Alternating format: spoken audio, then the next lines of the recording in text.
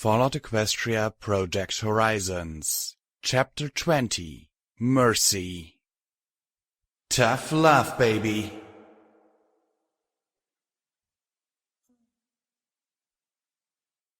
It'd been raining for a while now.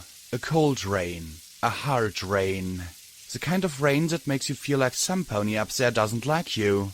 My throat burned, my legs ached, and every breath I took sounded like rasping metal. I looked up into the rain, too tired to even cry. But not too tired for this, for what I had to do. I started to dig.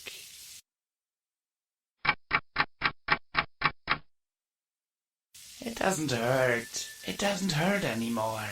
It doesn't. Rampage whispered to the crushed thorn over and over again. She was right. It didn't hurt.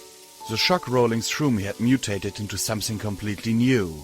A fury so absolute and complete that I launched myself at the striped pony, not caring about my injuries or even that I had no way to kill her. It'd taken a combat drug cocktail last time. This time it was something even more potent. My absolute and complete failure to protect a filly I'd sworn to. Rampage had told me she was a monster. If it took a monster to kill her, then that is what I'd become. Murderer! I screamed as I struck her, knocking the poor foal's body from that ghastly embrace. I screamed again, seizing her head in my hoofs and slamming it against the metal railing again and again. I heard bones break and felt the spongy material within. Then I felt the head resolidify. No problem. I'd just do it harder and faster, again and again and again, till it worked. Every bit of frustration, all my failures, built into a horrible frenzy within me. I was supposed to keep Pony safe. I was security, damn it! Of course, the first pony she'd go to was Rampage. And I'd been warned. I'd told her I'd stop her if she was alone around a filly. But no pony had thought to tell the Crusaders to keep Son away. How could we have explained it to her anyway? She'd just lost her mother. She'd just watched her put in the ground. How could I have been so stupid? Just one. Just save one blackjack. Couldn't I even manage that? Crack, crack, crack. Finally, Rampage heaved me away, her inequine strength sending me rolling across the cracked asphalt. The look in her eyes, the tone of her voice, the way she stood, it was all different. Murderer? You monster. Don't you get it? This is a merciful thing to do, she said calmly as she charged at me, her lips curled in a snide grin. Her cutie mark churned over and around the pony's skull. I wrapped my forelegs around the railing behind me, twisted and planted a double rear kick to her face just like a certain little orange pony would. The kick would have knocked out most mares, the crunch of a broken snout ending the fight. Rampage was not most mares. She was suffering. I gave her mercy, she said quite matter-of-factly, like I was an ignorant fool. You didn't have to kill her to end that rampage, I yelled as she came at me again, throwing her forelegs around my neck and starting to squeeze. Only the rain allowed me to slip my head free before she popped it off entirely. I ended up beneath her and gave a small buck to toss her up. As she dropped back down on me, I slammed my spine into her ribcage. Her breath whooshed out in a satisfying gust. I tossed her off my back. She landed, choking and gagging on the cracked concrete. Adrenaline was carrying me only so far. I really needed some buck and stampede. It was the kind of thing to do, Rampage gasped, choking as her eyes stared into the rain over the bridge. So much pain, so much suffering. I had to do it. Fluttershy couldn't end it. Celestia couldn't. But I could take their pain away. She glared at me in contempt, those glyphs twisting around the skull. Can't you understand? They were in pain. Even when we took the nightmares away, they still suffered. So I gave them mercy. Wouldn't you do the same? Terminate power. YN. A cold hand gripped my rotten heart.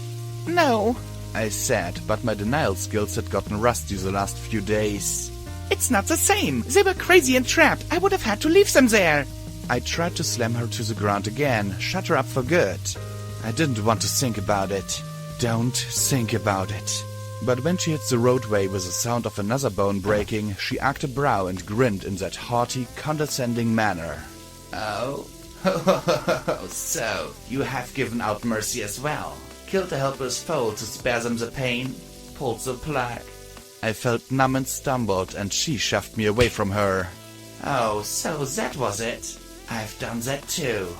I had no choice, I yelled, trying to convince through volume. I had no choice, she mocked in return. Isn't that how it always goes? No, you didn't have to kill her, I said desperately as we circled each other, my body suddenly feeling very tired and weak.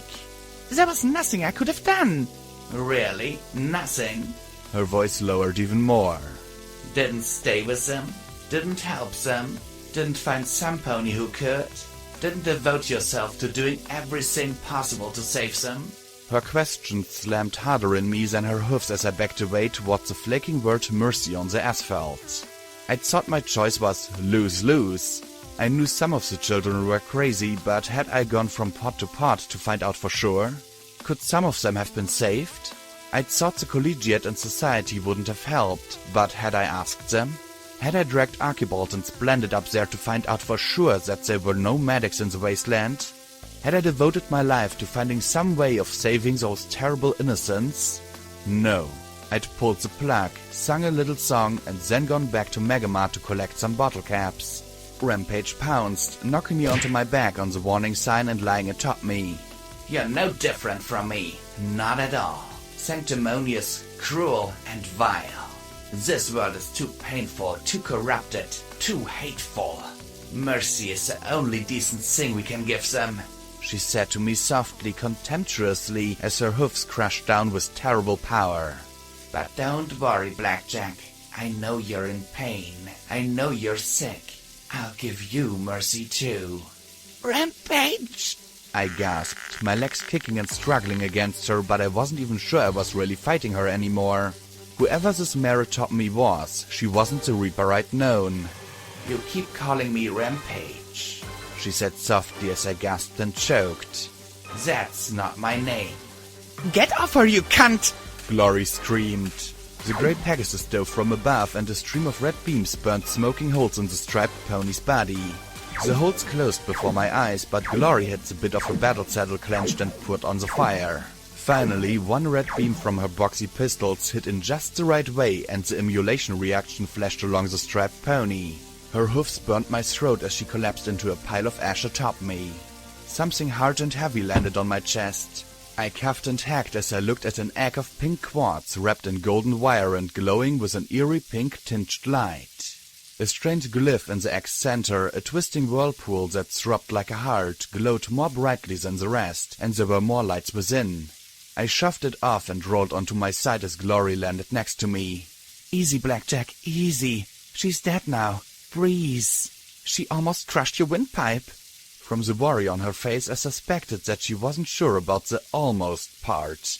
What the heck is this? I asked softly as I held the egg aloft. I think it's some kind of rejuvenation talisman. It looks like... Glory trailed off, rubbing her chin thoughtfully. Suddenly, a pink cloud began to collect around the egg, forming worms of crimson that spread and curled into fresh veins and arteries. Tissue crawled over the surface and formed into a pinkish-red mass that began to beat. I watched as bones grew like weeds and muscles stretched to cover them. Finally, young pale skin covered in brilliant red stripes spread like moss over her frame. The rampage foal jerked, took a shallow breath, then another, then another. Her pink eyes opened and looked at me in utter misery. I did it again, didn't I? As I looked down at her, I wasn't sure I could answer. Slowly the tiny foal curled up and wept. I'm sorry, she whispered over and over again, but to whom I couldn't be sure. Her flank bore a dark mark, like a bruise. Sweet Celestia, Glory breathed in amazement.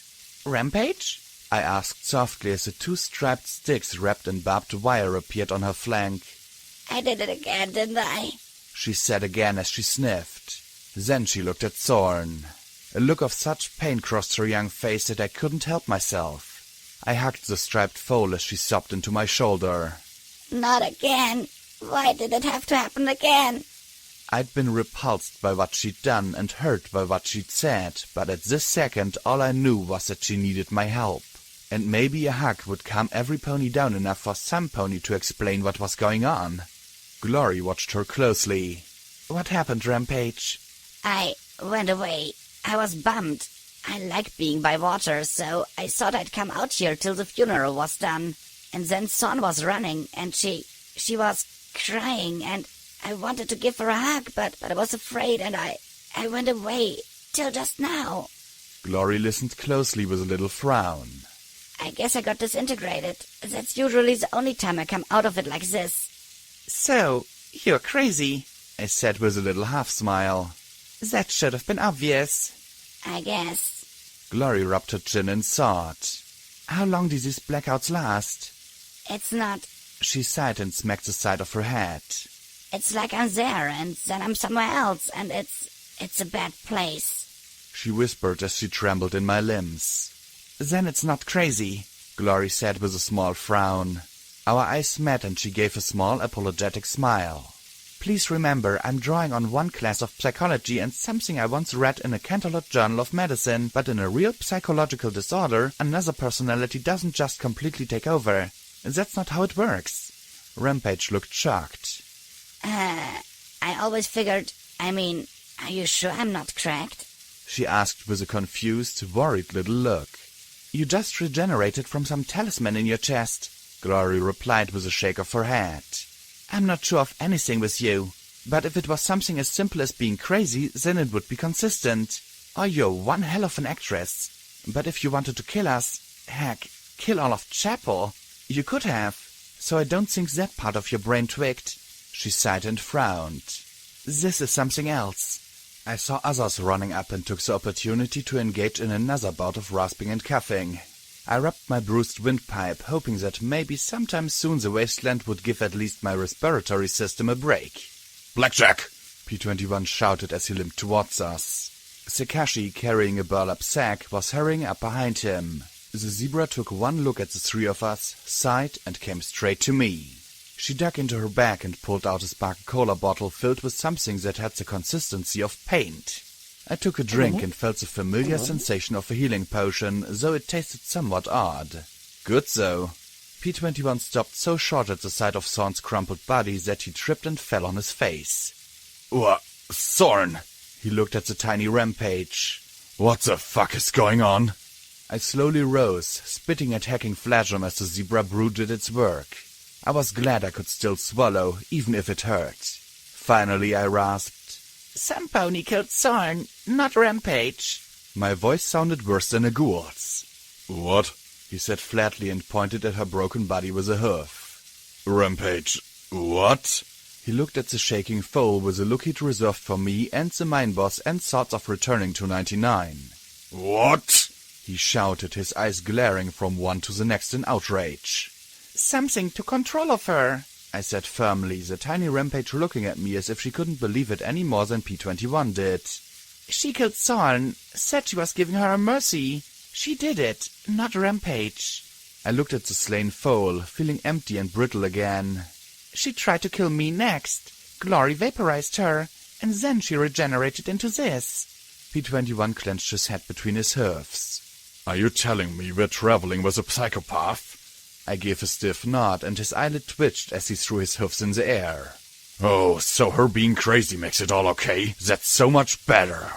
I don't think she's crazy, Glory replied. Something else is behind this. He glared at her, narrowing his eyes. You're as bad as Blackjack. Glory didn't back down.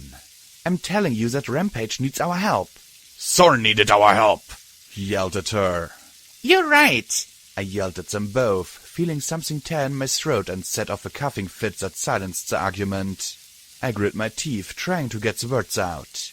Thorn needed us, and I failed to protect her. Me. But we can't help Thorn now, I said as I staggered to my feet, coughing and hacking up snot. I nearly fell flat on my face and was saved only by Glory propping me up. It's my fault Thorn is dead. Mine. Be mad at me, P21. Not Glory, not Rampage. No, it's not, P21 said darkly, looking at the striped foal. If she can't be killed, let's dump her back in Blue Blood's well and blast it shut. That'd be fair, Rampage said softly. But the thought of burying any pony alive, even after what Rampage did, The cards shuffled again in my mind. I knew that at any second I was going to start having deaf ponies in my head and looking crazy. No, we're not going to do that. It would be like the clinic all over again. Whatever killed Son was not Rampage. Understand, P21?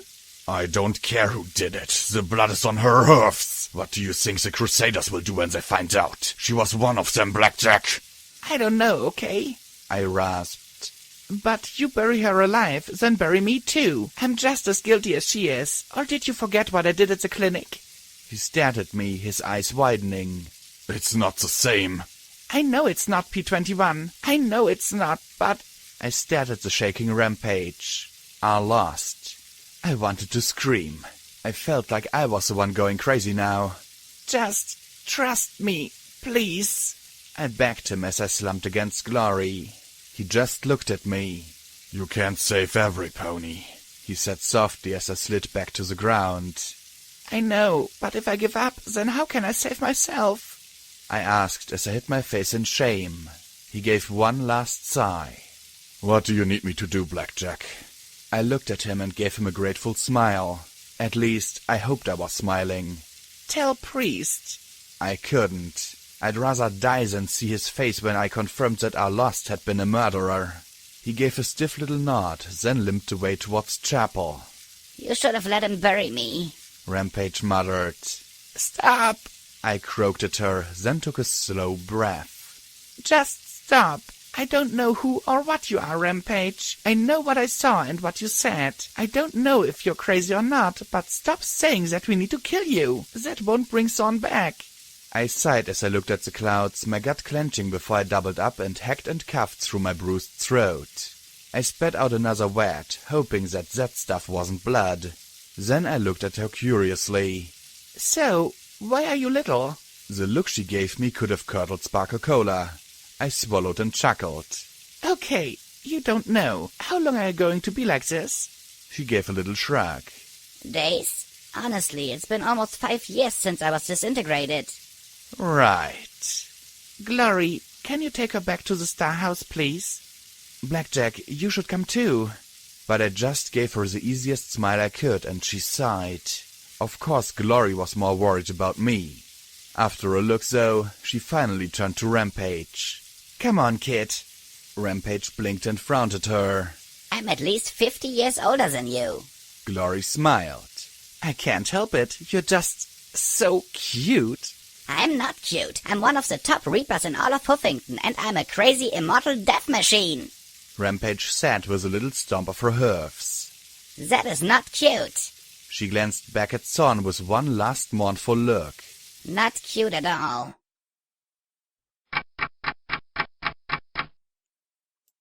I scooped at the mud, but it slid back into the hole. It was more bailing than digging now. My breath burned in my throat as I cuffed and hacked and scrabbled. Working hard and accomplishing nothing. I had to do better. I had to be strong and kind and aware, but I wasn't. I was just a filly scraping at the mud. I need your bag, I rasped softly. Come, let us get you out of the rain, Sekashi said as she started to help me up. Didn't you hear me? I started and then sighed. Of course she hadn't. Because she hadn't lived a life of relative ease in a stable. She'd been trapped in a mine, going deaf while the rest of her people were worked almost to death and then gunned down around her. I took a deep breath and looked into her eyes. I need your bag, and I need you to tell me a story. Sekashi's eyes widened. I looked over at Zorn. Without hesitation, she bit the end of her burlap sack and dumped her belongings onto the bridge. She pawed through the strange herbs, stones and bottles she carried. What kind of story does a guardian need? She deftly bit a bottle and tossed it up onto her snout, extending it to me. I coughed as I took it, hoping it was some kind of medicine. A funny one, I said with a little smile. But what I really need is a story about a pony who cannot die. Sekashi blinked, then tried for a smile. Ah, well, it just so happens that I do know such a story. Quite humorous too. Arian's story. Once he was a zebra, the same as you or I. She paused and chuckled. Well, I suppose that he wasn't the same as you.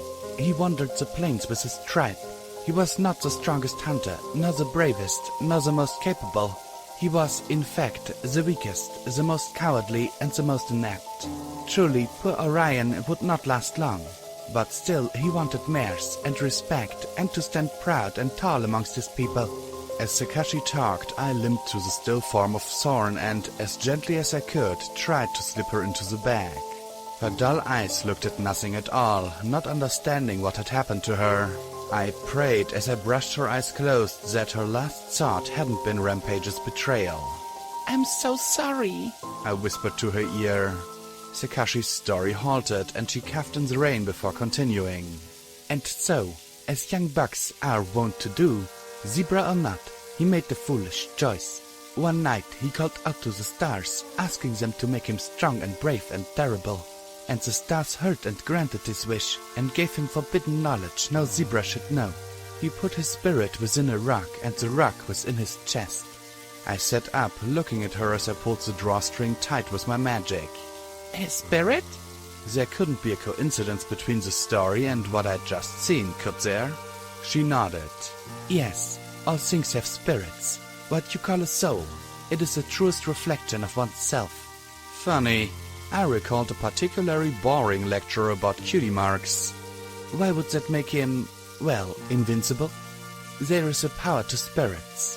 Our spirit is the truest reflection of self, the thing that makes us exist at all. And when we die, it is a piece of us that persists to eternity. But if we damage that spirit willfully and place it within another vessel, that vessel gains the resilience of the spirit. "And what happens to the pony that loses it?" She gave a shrug. "Who can speak of such things? It is a dark subject, and I speak only happy, funny tales. When they die, their spirit may linger in its vessel, trapped for all time. But perhaps someday the spirit may be free and reunited with the rest. That is what I can hope." "So, what happened to Orion?" "Ah, poor silly Orion with the heart of stone found himself stronger than the most terrible monster of the savannah. With his spirit within the unbreakable heart, he knew no fear, and so nothing could stand before his spears and hoofs. But his tribe questioned how Orion could have gone from so little to so much. They questioned if he had used the forbidden magic of the stars, and Orion grew angry. He was strong and terrible. How dare they question how? In a rage, Orion slew his tribe from the eldest to the youngest foal, and so he was left alone. For years he wandered. All zebras fled from Orion the traitor, for the blood of the slain had marked him in stripes of crimson. No monster could slay him, even as he wished it, for they could not devour the stone heart. No spear could fell him, and so he cried out to the stars to take their gift back. But the stars do not undo what they have done. So finally he jumped so high that he reached the stars and joined them, hunting for the most terrible monsters of the skies in the hope that one may slay him. She finished her story as I rested my hoof on the bag. "How could some pony put their soul into a rock? Why? It's like defacing your own cutie mark." "Or erasing one's glyph," Sakashi agreed, looking on as a spasm of coughing rolled through me. "There are many stories of doing such things though, of silly zebras wishing for power or knowledge or long life. Pursuing their desire, they sever their spirit and burn it in fires of magic, or barter with beings too terrible to name, or simply secure it within a new shell. The powers gained, and the knowledge, and the life, however, are rarely worth the price one has paid. But there are always fools who do not heed the warnings of the stars." "Warnings from the stars? Or warning about the stars?" I asked as I gently lifted the burlap sack and placed it across my shoulders. Too light and yet so very heavy. Too young. She should have been given a chance at more life, a chance at happiness, like those foals in the clinic. "Yes," Sakashi said as she used a bit of string to tie together her bottles and belongings as well as she could. "I know that for ponies they are pretty lights in the sky, but just because something is pretty does not make it harmless. The stars are powerful, otherworldly, and fickle. A foolish zebra or pony who calls upon them dooms not only themselves but others as well." "So zebras believe the stars are evil?" I asked, remembering those pictures and Mary Pony's memory. "Some may, but did I say evil? No, dangerous, perilous, fickle.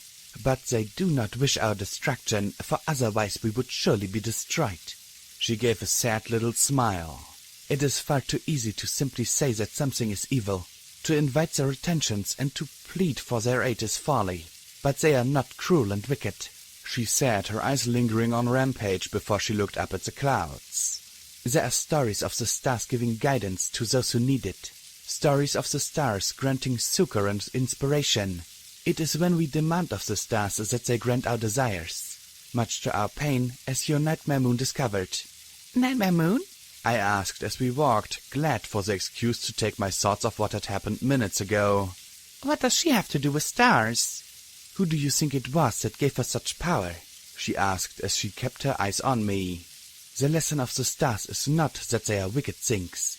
How simple that would be. So many make that mistake. It is that they allow us to bring our true horrors to the forefront, and the pain may be left for generation upon generation. The stars did not make your princess into that monster. The monster was there to begin with. But Nightmare Moon and Princess Luna were two different ponies, I protested. There was no way that the cute, intelligent princess I'd seen could be a monster. Can you tell me the tale of how she became Nightmare Moon? The change from one to the other? Sakashi asked. I opened and closed my mouth like an idiot. I knew the story of her banishment, but I don't know. Nor do we, but many believe that she made a plea to the stars, and that they answered her call.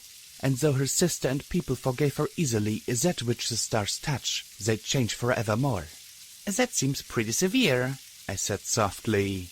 What if I were touched by the stars? Sakashi laughed. Oh, my dear guardian, it would explain a great deal to me. But despite her laugh, there was uneasiness in her eyes. I'd only excavated a hoof deep. My throat throbbed with every swallow. My eyes burned as I tried to scoop out a little more muck. I'm wondering, the dealer whispered as the rain hissed off the yellowed grass around me, if there isn't some symbolism to this. Fuck you and your symbolism, I muttered as I scooped out a double hoofful of sludge from the hole, the mud slathering my legs. I have to do this. I'd failed. It was my responsibility. The dealer just leaned back against the wooden headstone, cards passing back and forth between his hoofs as he looked at me with a rheumy old eye. You're only a pony, Blackjack. No shame in that. I have to do better, I gasped. Well, then maybe you should see if you can get Sanguine to fuse some sand dog into you, or get some mechanical limbs. Maybe put a talisman where your heart should be so you can kick yourself in the ass for all eternity. With each question he showed me a card. Gorgon, Deus, and the snide and cruel Rampage. Would that be better? Fuck you, I muttered as my legs gave out on the cold, wet ground. You're going to need more than harsh language to do better, Blackjack. And since you won't use what you've got, best get something that's better than nothing. And what have I got? I rasped softly, looking at the burlap sack as blood slowly stained through the claws. My voice cracked, then failed entirely. Blackjack, you idiot.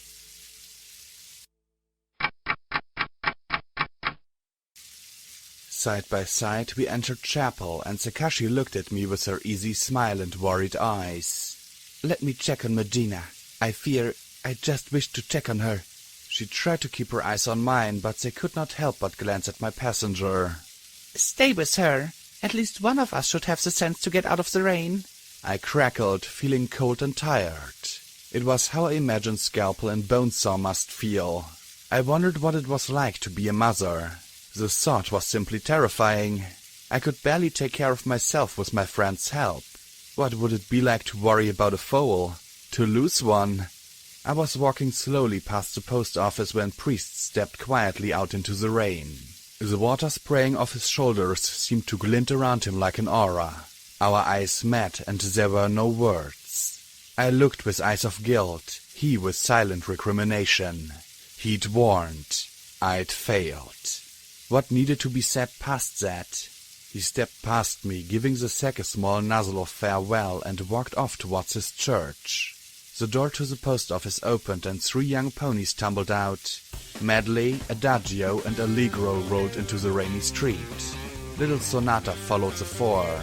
She'd have been the perfect age to be a friend for Zorn. Allegro struggled to get free with his treasure, a bottle of Sparkle Cola Red. Adagio hugged his rear legs while Medley clambered up his back, her horn glowing as she struggled to pull the bottle from his lips before he could drink it all. Give it back, it's mine! He shrieked as she pummeled his head with her hoofs. You said I'd get a drink, Alec. Adagio protested laconically, the blue colt tugging at his limbs. Get off! The rose-colored colt growled and the chartreuse unicorn yanked the bottle of soda from his mouth and held it above them. Hey! He protested, stretching up to reach the glowing bottle. It's mine now, Medley declared, only to have Allegro grab her in a bear hug around her chest. Unbalanced, the pile of folds tumbled over with a loud thump. The glow around the bottle faded and it fell into Sonata's hooves. 3 pairs of eyes met hers.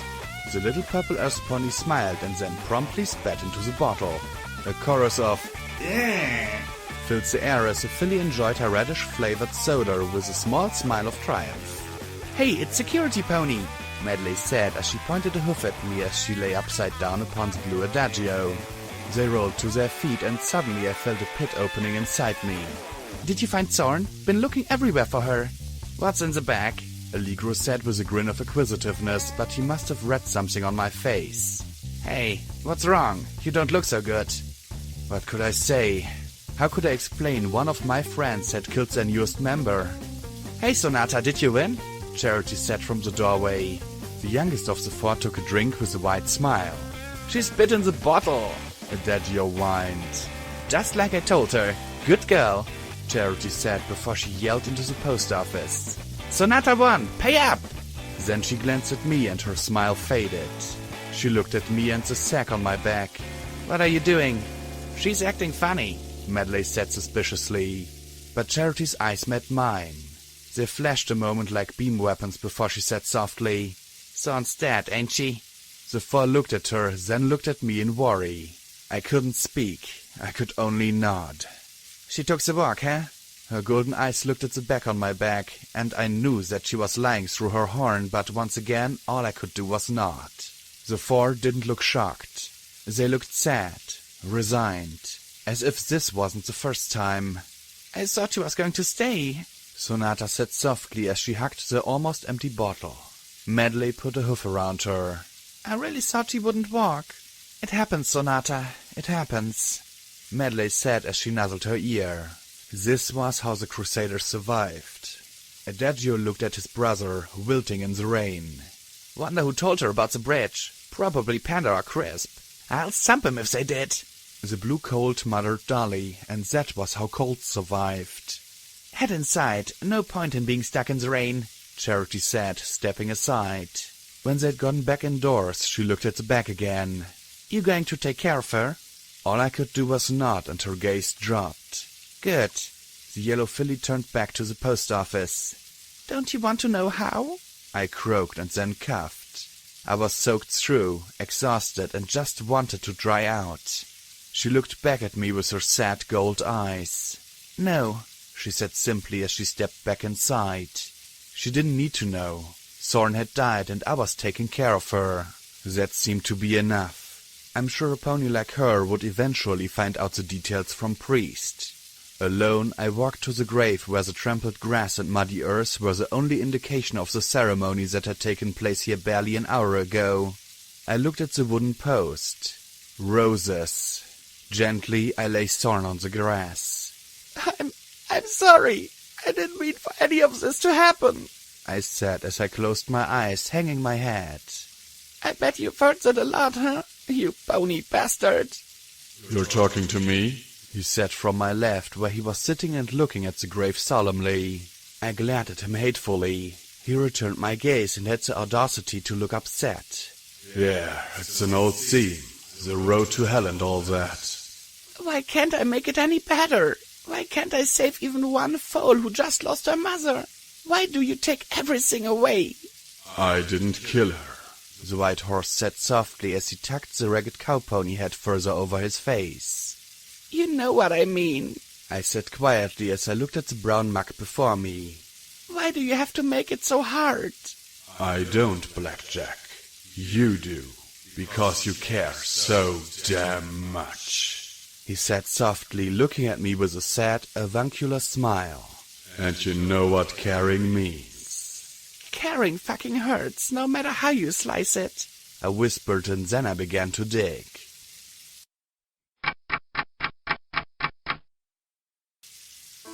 I don't know how long I worked on digging that hole. It could have been minutes. It felt like days. I rasped, coughed, and had conversations with my own fractured psyche. I just couldn't stop. I'd failed in all other regards. I would at least see her to rest or drop in the attempt. And, sure enough, my aching legs finally gave out and sent me sprawling next to the sack, coughing and struggling just to breathe. Blackjack, you idiot, P21 said softly beside me. Don't you have the sense to get out of the rain? He asked as he walked to the shallow hole and moved into my left. The rain matting his navy mane, he started to dig alongside me. Glory slipped in on my other side. Her lavender eyes met mine, and her wing gently wiped the rain from my eyes. She set down her packs and pulled out a blanket to drape over me before she moved to the hole as well. Across from us stepped Rampage. She looked too small to help, but all the same she lay on her stomach to dig out the mess. Black Hoofs stepped in beside her, and she stared up at Priest in shock as he floated a shovel before him.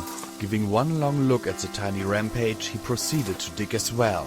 Then, to my amazement, the rain stopped. No, it hadn't stopped raining. It had simply stopped falling on us. Standing a little ways apart, Lacunai watched us toil, her horn glowing. Sakashi walked up with more of her potions and medicine. And then, most miraculous of all, Charity arrived with a shovel and a bucket. Beside me, the old pale buck watched with a wistful look of longing. See that? That's how it should be. Lacunai glanced in my direction as I muttered to myself, I should be doing it. He gave me a look I was all too familiar with. You are, Blackjack. You can't do it all yourself, Blackjack. You don't need to be better. Smarter, maybe, but not better, he said as he looked at me. You just need your friends to carry some of your load. The six of us together made quick work of the hole despite the mud and wet. Priest levitated Thorn down beside her mother as I watched. Rest easy, Thorn. Roses, be united forever in the ever after. I never meant... I didn't want this to happen again. Not again. Not ever again. Rampage blubbered as she looked down into the grave like she wanted to crawl into it as well. Filling the grave was easier than emptying it. Priest just closed his eyes as Charity collected her shovels. I know I lost, but it did, he replied evenly. Yeah, she muttered softly and gave him a wan half smile. Blackjack's going to help me figure out how to die. Pretty cool, huh? He glanced at me and then at her. Then I'll get what I deserve, and I won't ever do it again. No pony deserves what you're going through, I lost, Priest replied softly. I wish there was something I could do to help, but you are still a threat to the Crusaders. You'll still have to stay away. Rampage just nodded. Can I see her before I go? His lips curled in a sad smile. Of course. She gave a nod, and the full-sized red zebra-striped pony walked quietly out into the rain beyond Lacunai's spell. Not towards the houses, but further into the graveyard. Where's she going? Glory asked as she watched. She's visiting our daughter, he replied quietly. There what? Glory covered her mouth in horror, and even P21 looked shocked. I was barely a buck, but... He gave a little shrug. Old enough for it to happen once, after a lot of scotch and persuasion. I'd never seen her so happy. Then, out of nowhere, she killed her. It drove her crazy, I think. She tried so many ways to kill herself. It scared the Crusaders. Finally, she went into the city. I lost count of the numbers of times she was vaporized by the defenses. I thought that would be that. Only she appeared 2 years later as the Reaper Rampage. Why didn't she just bury herself or something? P21 muttered, now with a touch of shame and pity. because it wouldn't kill her. Someday, maybe in days or years or centuries, she'd escape. And when she did, who knows what kind of monster she'd be. The only punishment she feels is acceptable is to die. Priest said firmly. She has to ensure she'll never hurt another. So she gets off easily, P21 muttered. And to be tormented eternally in hell, Priest finished. P21 blinked and then glanced at me. I think he finally realized just how deeply what she'd done had hurt. There was just one last thing to do. I dug in my bags and pulled out my dragon claw. My horn was so dead that I had to grip it in my teeth and scrape it against the wood. When I finished, I looked at the post. Roses, and beneath it, my additions. Mother, Thorn, Daughter. I'm done, I whispered through my ragged throat, slumping against Glory. Time to get out of the rain.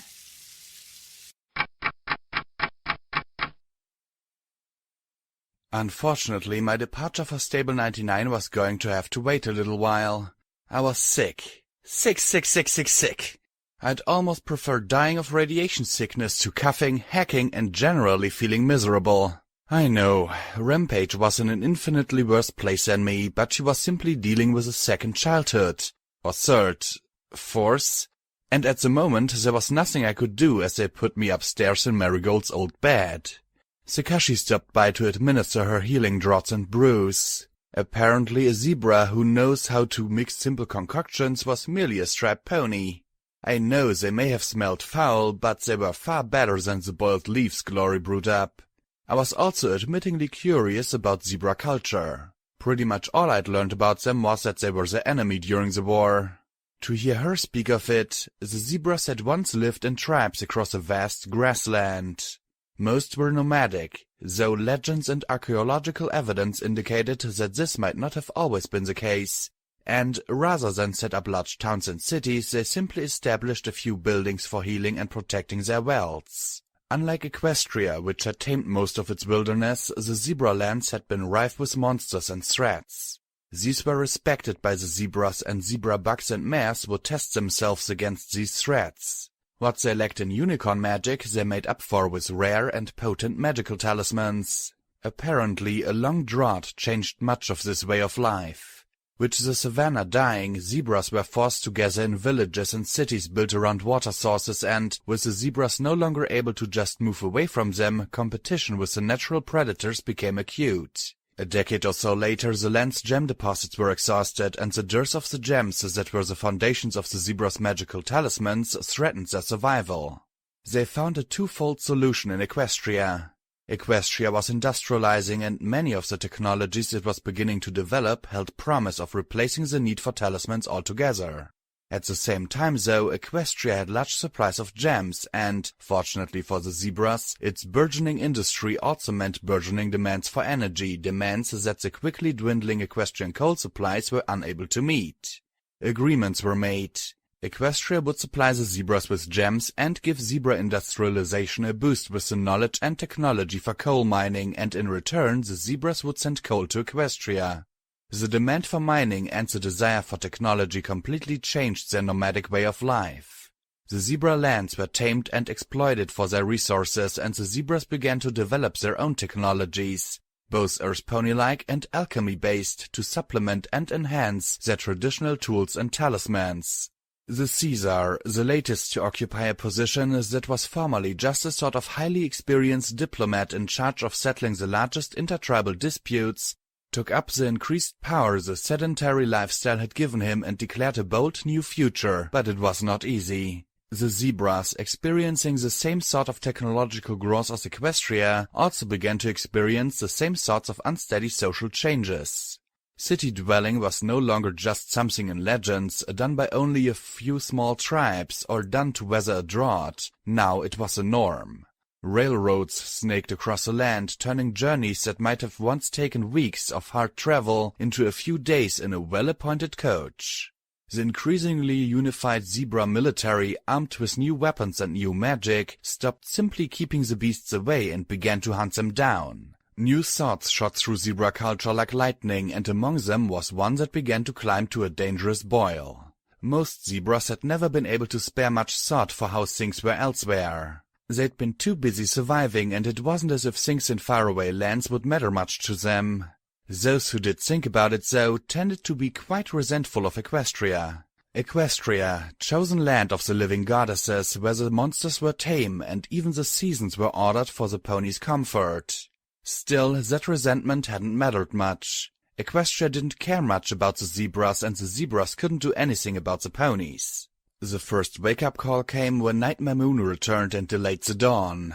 That was when the resentment started to rise, but there was still nothing those bearing it could do. Then, years later, the trade agreements were signed, and though they were very good for the zebras, they were even better for Equestria.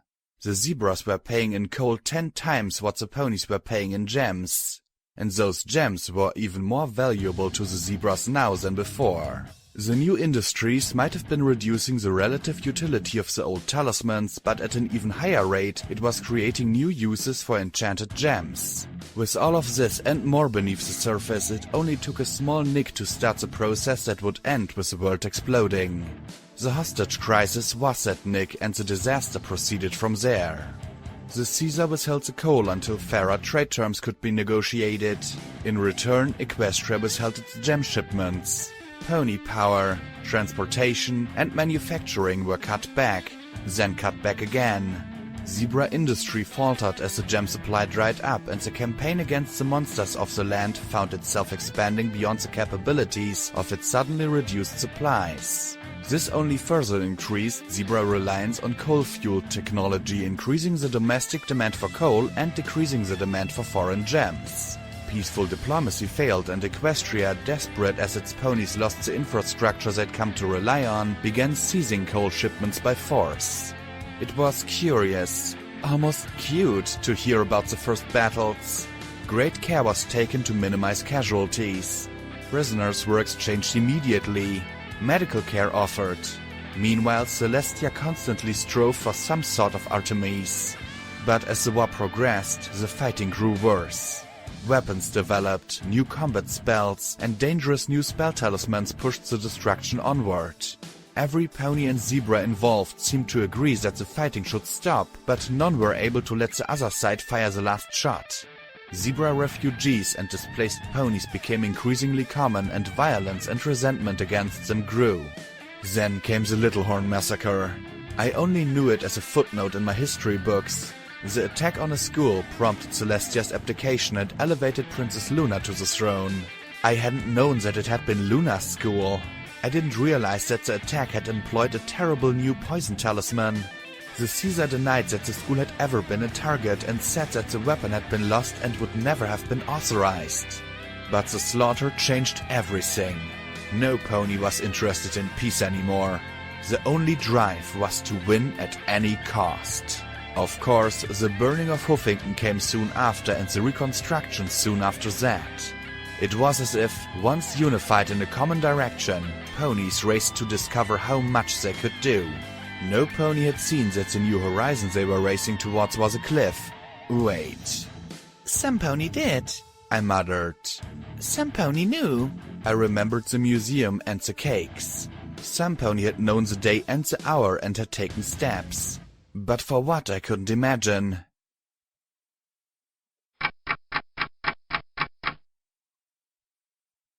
You gave me your damn cold, P21 muttered as he visited me with his own runny nose. Ah, I gave you nothing. You stole it, I retorted as I lay in bed. Well, take it back then, he muttered, sneezing hard. He stuck his tongue out at the snot on his hoof. I hate being sick. Apparently stable ponies catch it more easily. We're lucky we're in Chapel where there's not a lot of innovation. If we were in Flank, it could take days to get over. I sipped from one of Sakashi's bottles.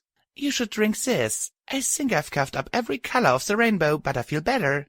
Pass. Those zebra drinks taste like mare ass, he said as he stuck out his tongue. I rolled my eyes. Please, do you even know what mare butt tastes like? He looked at me. Well, it depends on how clean she keeps herself back there. I winced, and he raced over and pretended to read the label on the back. Oh look, side effects may include nausea, loss of appetite, rainbow snot, and putting all 4 hoofs in your mouth. He took a drink and his eyes widened, his navy blue mane frizzling as he jerked. Okay, tastes worse than... I defer to your experience, I said quickly. He took another drink and then sighed, setting the bottle back on the nightstand. I also wanted to apologize. I know you're trying hard, harder than any of us. I just didn't handle it well. I'd be scared if any of us did, I said as I leaned back in the bed, looking at the moon painted on the ceiling. I'm sorry too. I want to save her, I do. And Thorn, and Roses, and Flank. Why is it so hard? Because it's better. It would have been easier to leave Roses and Thorn in that ruin or write Flank off. It's what I would have done. He sighed and shook his head. You want to know what bothers me the most, though? I cringed inwardly but nodded. I really didn't care that she was dead. It was wrong at all, completely messed up. But I was more angry that Rampage didn't get punished for it. She is, I pointed out. Maybe. I'm not quite sold on the not crazy mare still innocent of killing a foal somehow because she feels really bad about it, Ciri, he said with a wave of his hoof. And I still want to know what Lacunai's angle is. Maybe she just wants to help make the wasteland better? I don't think she has a clue what she really wants. Or this goddess. I talked with Priest about it. Apparently there are acolytes all over the wasteland selling this whole unity religion. An Alicon takes you away to become one with the goddess. Catches, no pony ever comes back, he said as he rubbed his nose. Apparently I'm too damaged for unity, I said with a rueful smile. And too whiny. He wasn't smiling. Blackjack, no pony is too damaged for unity. They'll take any pony. Murderers, rapists, raiders, slaves. It doesn't matter. I can't really believe that they'd turn any pony away for being too whiny. I frowned at that. Maybe. I just don't understand where the goddess ends and Lacunai begins. She sounds like she's part of it, but not. She said something about Huffington being full of nightmares. I caught his look and chuckled, then coughed, hacked, brought up something a decidedly buck color, and spat it into a rack before shaking my head. Anyway, not normal nightmares, scary dreams. It's definitely an Alicon thing. Well, he said as he wiped his nose on his leg. Just don't let this bite us in the tail. I mean, I know you want to help her, but she and her goddess are one great big unknown, okay? I sighed and nodded, taking another sip of the tasty medicine. It was kinda like licorice. Salty licorice? P21 relaxed a bit. So, last question. What are we going to do at Stable 99? Take it over, I replied calmly as I rubbed my bruised throat. I mean it. If Mom won't listen, I will shoot her till she does. I will feel very guilty about it afterwards, but I'm not going to let that place continue. Then I took a deep breath. After that, anyone who doesn't like the new rules can have fun in the wasteland. He looked at me with a sigh. I noticed that plan doesn't have anything about punishing them for what they did. I closed my eyes. Sorry, I'm not an executioner. I'd give you the Overmare if I could, but Deus took care of that. Well, get back to Stable 99 and take over. I assume Prophet follows on step 3. He crossed his forelegs on the edge of my bed as he cocked his head. And if it doesn't go to plan? Drink some wild Pegasus, sing some dirty limericks, shoot a lot, and try not to die, I said as I looked him in the eye. But I'm not leaving there till it's taken care of, P21. Good. That I can live with, he said softly. I know you don't believe it, I said with a smile. But most of Stable 99 are good ponies. We won't have to kill them all. Because if we did, then I was going to follow them. But I couldn't believe Mom and the others would hold on to rules that weren't even a part of the stable to begin with.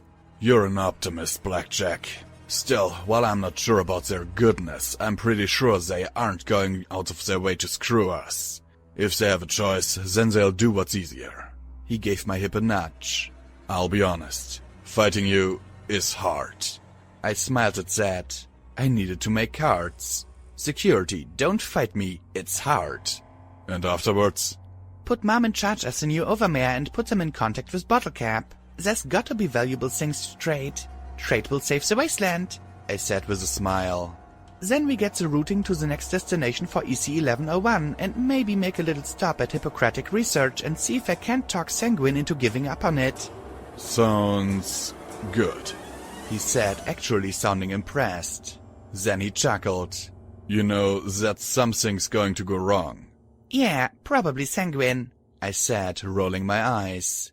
The Zodiacs knew I was at Stabletech R&D. He will probably guess that I'll head to Stable 99 to find the routing. He's probably going to throw every raider, bandit and slaver against me. Probably why DJ Pawn 3 said the area was so much more hostile now. I brought up my pip-buck and tapped the screen. The sleek black display showed the navigation tool in soft, cool blue. I was amazed at how many places I'd reached in the last few weeks. Ditsy is flying back to New Appaloosa tomorrow. She can drop us off at Miramare. From there, it's 2 days to Megamart and 2 more to Stable 99. That's a lot of ground to cover. Any chance Ditsy could fly us straight to Stable 99? She's not a taxi. 99 is way out of her way, and we used up most of our caps paying for EC-1101. Most of that money went to Ditsy for flying all the way out of Huffington and back, a trip she usually risked only every other year or so.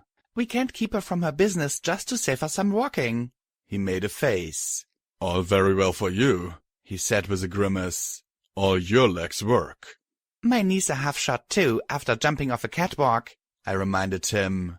I could have taken a Hydra, but after all the damage done to me by the drug, not to mention seeing the manufacturing process, I'd rather wait a bit instead. He looked a little unconvinced. It'll work out, and just think, in a few days, we'll be able to set Stable 99 right once and for all. He rubbed his chin. Well, that's a point. Maybe, though, we could find one of those magic flying wagons of our own. That would make travel much easier. I doubt that Glory would be up to flying us all around the Hoof, I said, not sure if a Pegasus's lift was related to their size. Then again, Ditsy wasn't the largest pony in Equestria and her wings didn't even have feathers, so I didn't know how it worked. Well, nothing new here. Glory would fly through fire if you asked her to, P21 pointed out. I flushed a little. It's not like that. It just feels weird to lust after her. And I'm not going to exploit her crush on me, so we'll stick with the plan. Maybe. I don't know, it just seems that every time you have a plan, it ends in disaster and heartbreak, he said as he rose. I should go make sure we have everything we need. Leaving me in bed presented an interesting problem. On one hoof, I was tired. On the second, I felt too rotten to sleep. On the third, I wouldn't feel anything if I was asleep. But on the fourth, my dreams were full of the sound of crushing folds and songs singing Hush Now. However, being stuck in bed felt suspiciously like waiting, and I'd finished my gun magazines and the hoof-to-hoof training manual. Then, in desperation, I'd even tried reading one of P21's arcane science books.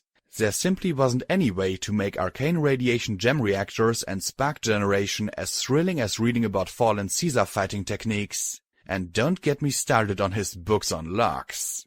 I still had 2 more memory orbs that I hadn't viewed yet. Theoretically, I was safe as houses, provided no stealth zebras or ghost unicorns attacked. I levitated the 2 from my back. I still didn't want to view the bloodstained orb, so I lifted the third. Then frowned and floated Cupcake's revolver into my bed. Slipping it under my pillow, I breezed out and touched the orb with my magic. Nothing. Not that it was locked or anything. It was just that I could feel Stonewing being merged with the cockatrice, sense the creature squirming inside me as I shifted and distorted. It made my hide crawl. I took several deep breaths, closed my eyes, and tried again to coax myself to make the connection. Nothing. I was sick. I was tired, my horn sucked, always decent explanations, but somehow they didn't comfort me. How would I learn about the projects and see the marauders if I couldn't even get my horn to make the connection? I lay back in bed, staring up at the moon. Had Marigold felt this way when she was being slandered and torn down by the system that had happily put her in harm's way? Exhausted, disconnected and alone? I tried to make the connection again and again before finally dropping the orbs back into my bag and turning over in bed. Just one more thing I couldn't do. I sat alone on a mountain. It shifted and rumbled beneath me, but I could almost reach the clouds. If I could reach them, I could tear them aside and see the stars again. Don't look down, rasped the old voice with a chuckle. Care for a game? Draw poker? Hearts? Go fish? Very funny, I muttered.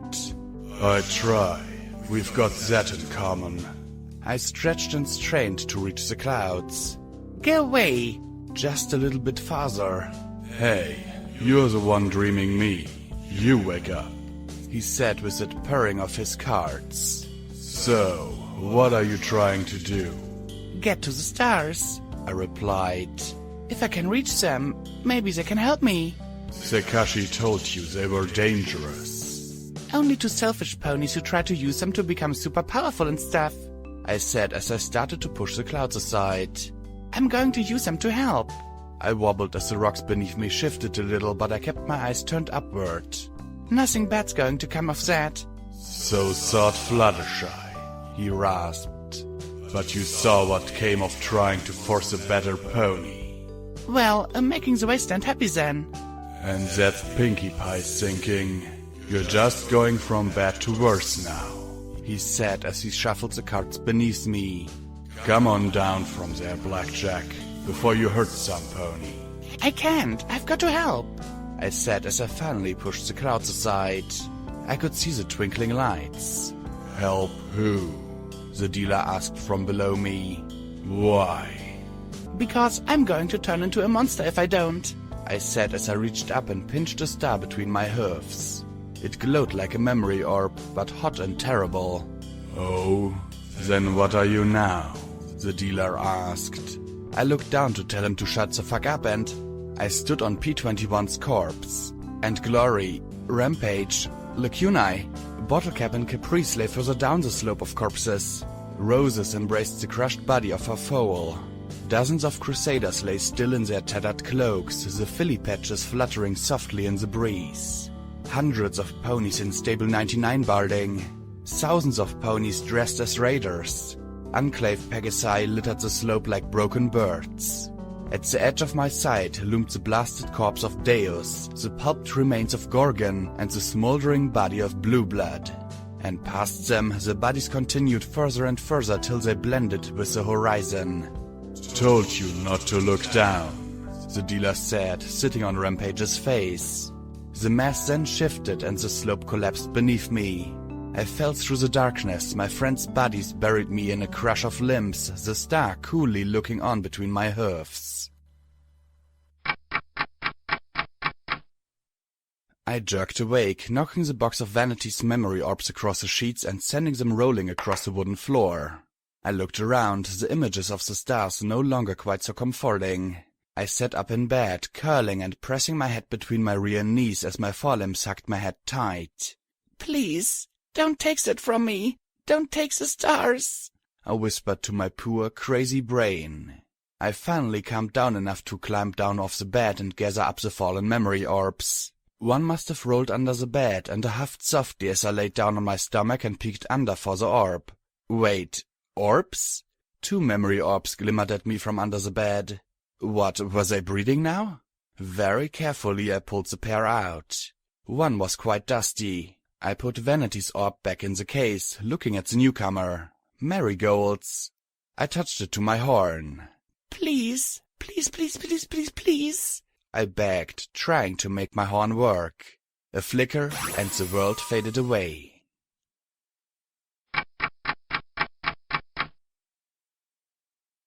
This unicorn mare fit me like a sock.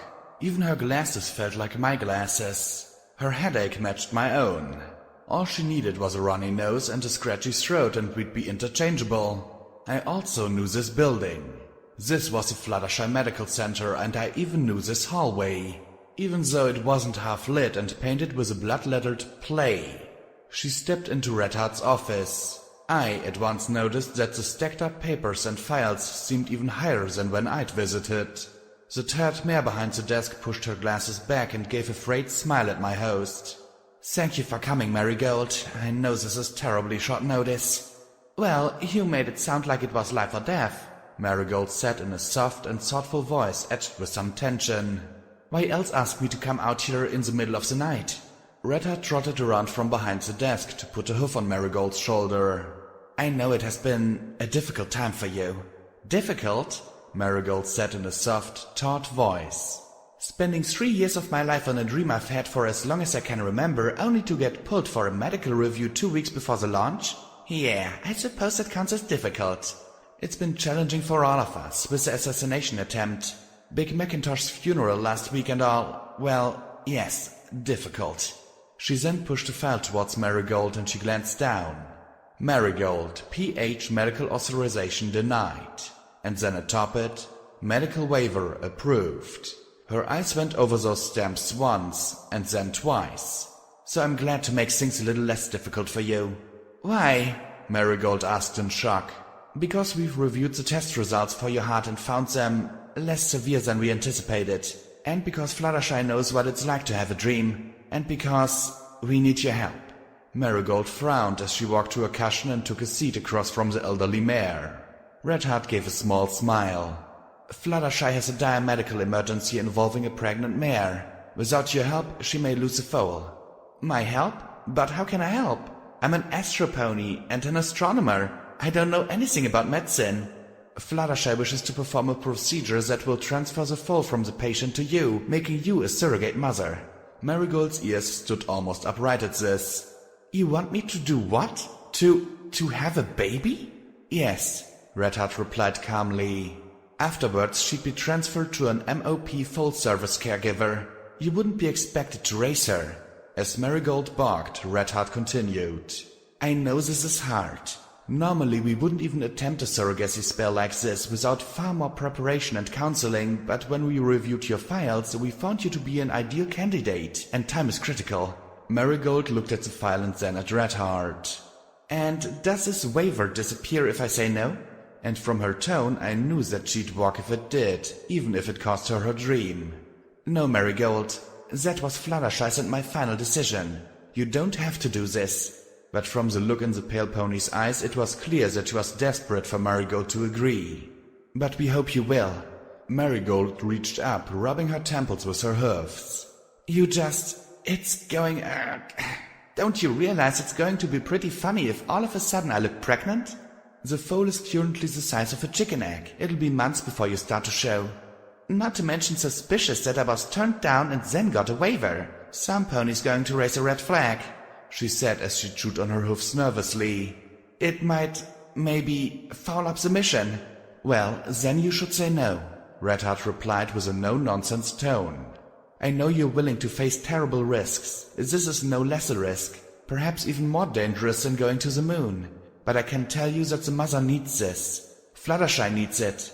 And I think a great many ponies will need it too, even if they never realize it. This is your chance to save one pony. I'd do it, but then I'm an idiot.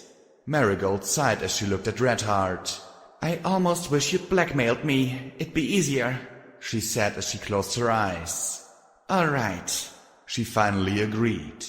What came next were a number of papers signed in a flurry.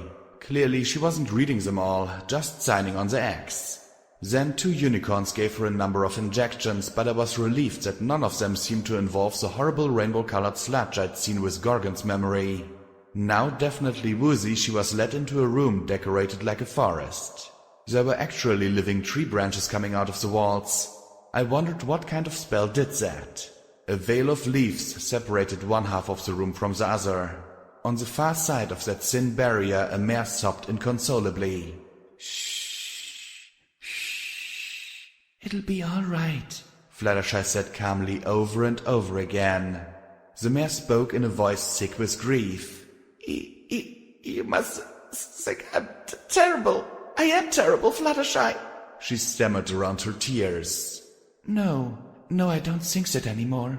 I think you're sad and hurting, and if I can help, I will. A blue eye peeked through the fall of leaves. Oh, the doctor's here. Are you absolutely sure? Fluttershy said, and there was another sob. Okay then, just a little shot and we'll get started. The mare's sick voice said softly, Fluttershy, can you take it all away, please? I can't. There's so much. A soft sigh. Of course. You kept my secret. I'll keep yours. Be kind. Then, a few minutes later, Fluttershy stepped through, gave Marigold one teary look, threw her forelegs around her and tugged her with a teary sniff.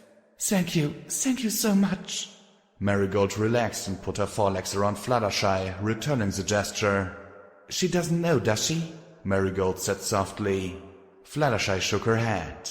She couldn't bear it if she did, and she has so much to do, so very much to do that she was willing to give up her baby. She looked back at the leaves. If the public found out, she'd be finished. And if they found out about this, she'd be equally finished. But who? Marigold started to say before she shook her head. I guess it's better if I don't know. Fluttershy gave a sad smile and nodded. Hopefully, when the war is over, she'll be strong enough to remember and meet her again, and she'll have the opportunity thanks to you. Fluttershy took her hoofs. I know a lot of ponies look up for you for going into space and all, but this makes you my hero. I don't know about Marigold, but I felt damn good about that.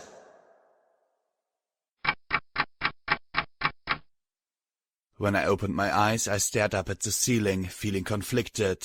That was nothing new. Every single time I went into an orb, it felt like Blackjack was getting a little more scrambled up with other ponies. Was I learning, maturing, or was I actually doing some kind of inherent harm to myself with these memories? Had Marigold selflessly become a surrogate, or had she feared that Fluttershy and Redheart would rescind her waiver? And what of the mare that was behind the veil? Was she wrong to have wanted to end her pregnancy, not knowing that Fluttershy had an alternative? Who had she been? Important, obviously. A ministry mare? There was a scandalous thought. Or even one of the princesses. Or maybe I was thinking too grandiose and she'd just been a mare that Fluttershy wanted to help. I pulled my pillow over my face. "Ugh, why can't anything ever be black and white?" I shouted into it. Everything had to be so tangled. I sighed, then pulled the pillow away, looking at the moon overhead. Marigold had gotten her dream, but the scandal had destroyed her. The nameless mare had suffered terribly, but did that make it right? Why am I the pony that gets stuck thinking about this? Because you care, Lacuna said softly beside me. I jumped so hard that I fell out of bed in a tangle of sheets. The Alicorn cocked her head as she looked at me lying on the floor. Are you all right? What? Don't do that! I panted, feeling my heart thud. I've had bad experiences coming out of memory orbs. Which was probably why I had so much trouble getting into them.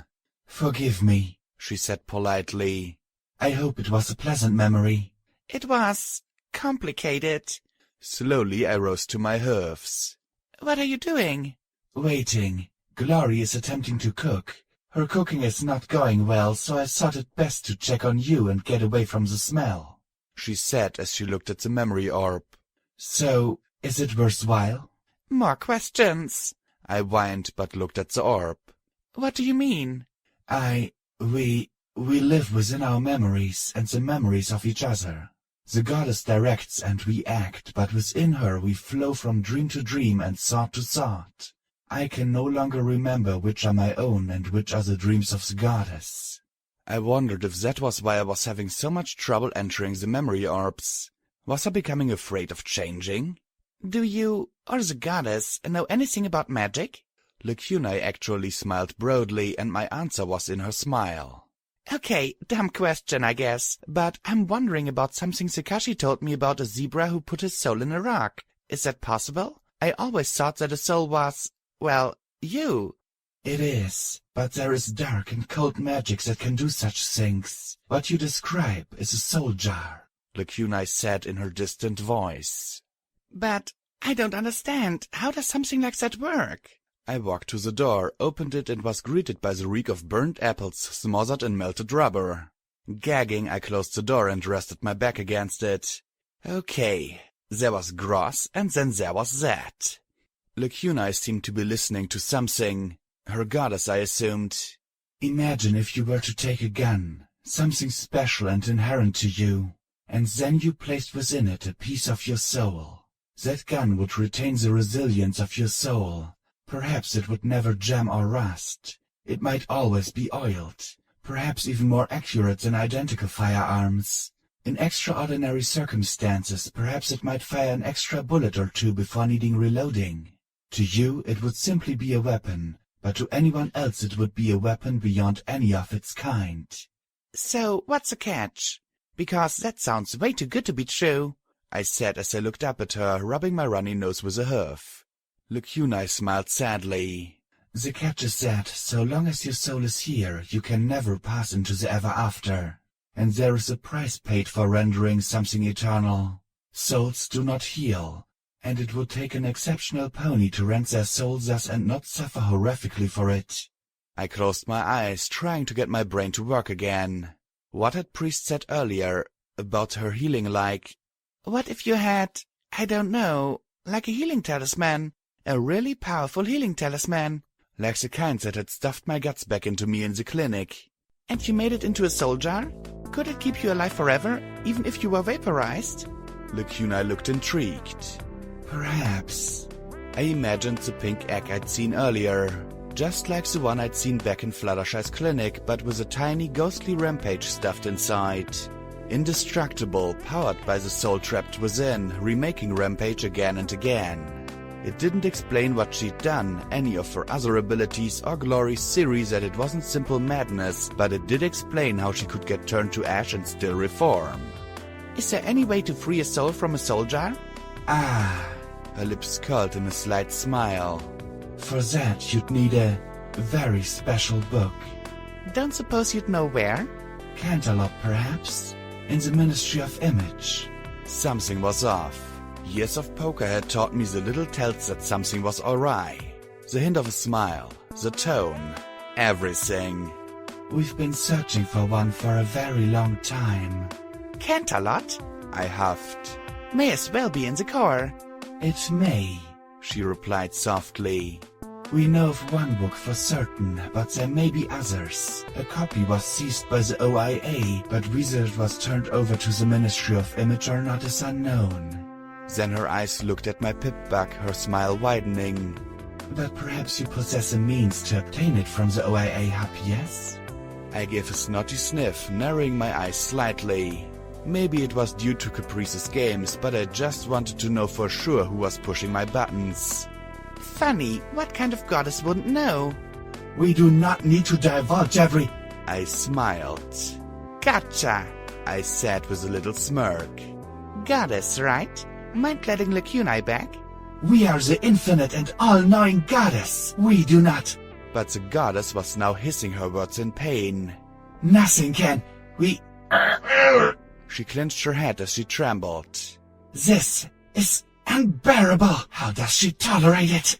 Right. Lacuna okay. Goddess not okay. You okay? I'm sure that somewhere P21 was grinding his teeth. Suddenly she swayed and collapsed onto the bed. That is most disagreeable, Lacuna said softly. So, I guess that the goddess doesn't like Huffington. Huffington screams in my dreams. I have become used to it. I fear the goddess had not. Suddenly her eyes widened. And I fear she is very put out by your irreverence. Yeah, insecure gods don't impress me, I said as I pulled out Cupcake's memory orb. I've seen Luna and Celestia. They didn't act all-knowing. There was a hell of a lot they didn't know. I don't have time to waste on a goddess that pretends to. Lacuna closed her eyes for a long moment. Oh yes, very put out. Are all alicorns like that? Like you? I asked as I put the orb away. No, most are extensions. We exist within her, and within her we act to carry out her will. But we remain ourselves. She can dictate our actions as she wishes. I am an aberration.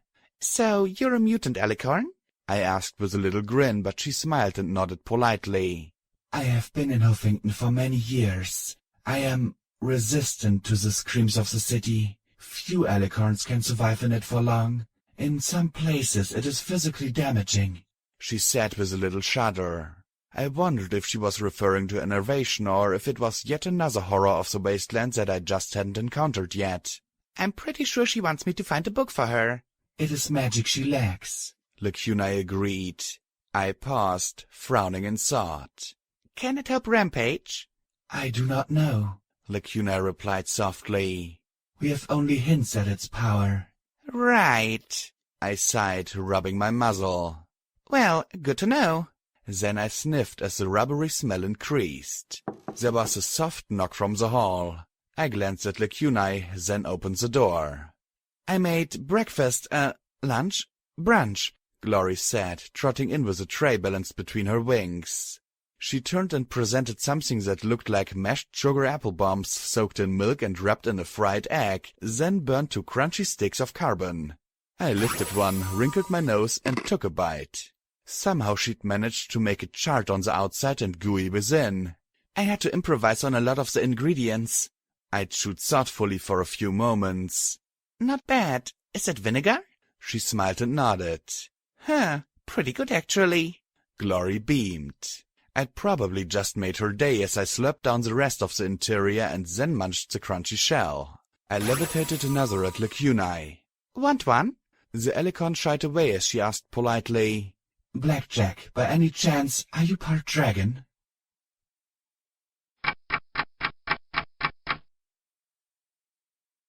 By morning I felt, if not better, at least decent. Between Priest's healing and Sekashi's tonics, I'd coughed up most of the sludge in my lungs, and my throat no longer sounded like a rusty tin full of nails. While I had to admit that the smell was off, Glory's cooking really wasn't that bad. I thought that what she could do, with a few ingredients rattling around in our packs, was pretty creative. Rampage promptly told me that, if I suggested she try one, she would be aiming for me with her vomit this time. I took stock of my armament, laying each weapon on the bed before me. The Dragon Claw for close-in work, then Cupcake's 44 Magnum revolver, after that the 12-gauge pump-action shotgun, and finally Taurus's rifle. The rest I traded along with surplus ammo for these. I'd kept Folly, of course. To be honest, I didn't know who'd buy a gun with impossibly rare ammo. While the IF-33 would be tempting, I barely had enough ammo for a clip, and the 12mm gun had been thrashed. With the exception of the incendiary bullets, I'd blown through most of the special ammo we'd picked up at Iron Shot Firearms R&D. I hoped we'd come across some more, especially the explosive rounds. The Aegis security combat armor had pockets and holsters for most of these weapons. I had to admit I felt better wiggling into my armor than I had in a while. While I missed my old security barding, the polymer and ceramic combat armor more than made up for it. Some spray paint and I was just security again. Best of all, Charity had used a stencil and some white paint to mark the rearing filly on my rump. I secured the weapons, clips, and the handful of healing potions I'd acquired and made my way downstairs. Wow, Glory muttered, her eyes lighting up at the sight of me. No helmet? P21 asked with a little frown. It cuts off my vision and hearing too much, and it's uncomfortable as hell, I said as I saw that Rampage was now Charity-aged. Apparently, while Glory's own cuisine was too much for my friends, Rampage had gone out of her way to get every remotely edible bit of meat in our packs cooked up. Growing up, even with the assistance of a healing talisman, clearly used up the calories. I really preferred my sugar apple bombs. Glory had assisted her with some mixture of nausea, fascination, and disappointment that she wasn't allowed to indulge in any cellular experimentation. He just looked at me like I was doing something stupid again. What? I asked levelly. Nothing. It's great armor, he said before going back to his carrot crisps, adding, in a mutter just loud enough for every pony to hear, boom, headshot. Yeah, like he had room to talk. He still wasn't using any barding, period. Still, maybe I should reconsider the headgear. I looked at Lacunai. What about you? Do you need armor? Black Monor's lace hardly seemed like adequate protection to me. She looked at me, or rather at my horn. I will be fine. Are you sure? I mean, P21 likes to be all sneaky, but you're a little too big for sneaking. I'm good, thank you, she answered. Okay, just saying. I'm pretty sure Celestia and Luna weren't bulletproof, so no harm in wearing some.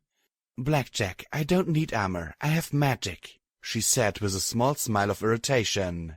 Right, of course you do, because you're part unicorn. You do magic. Excuse me, I said as I stalked over to the kitchen, muttering sourly under my breath about big-horned alicorns and their magic. I could sing while blasting away ghouls. Could she do that?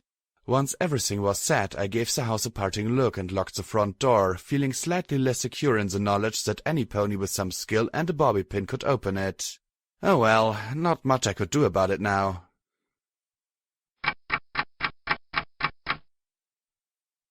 As a pleasant surprise, Glory's food didn't taste much different on the trip back out and into a paper bag that Ditsy kept in her wagon for just such occurrences.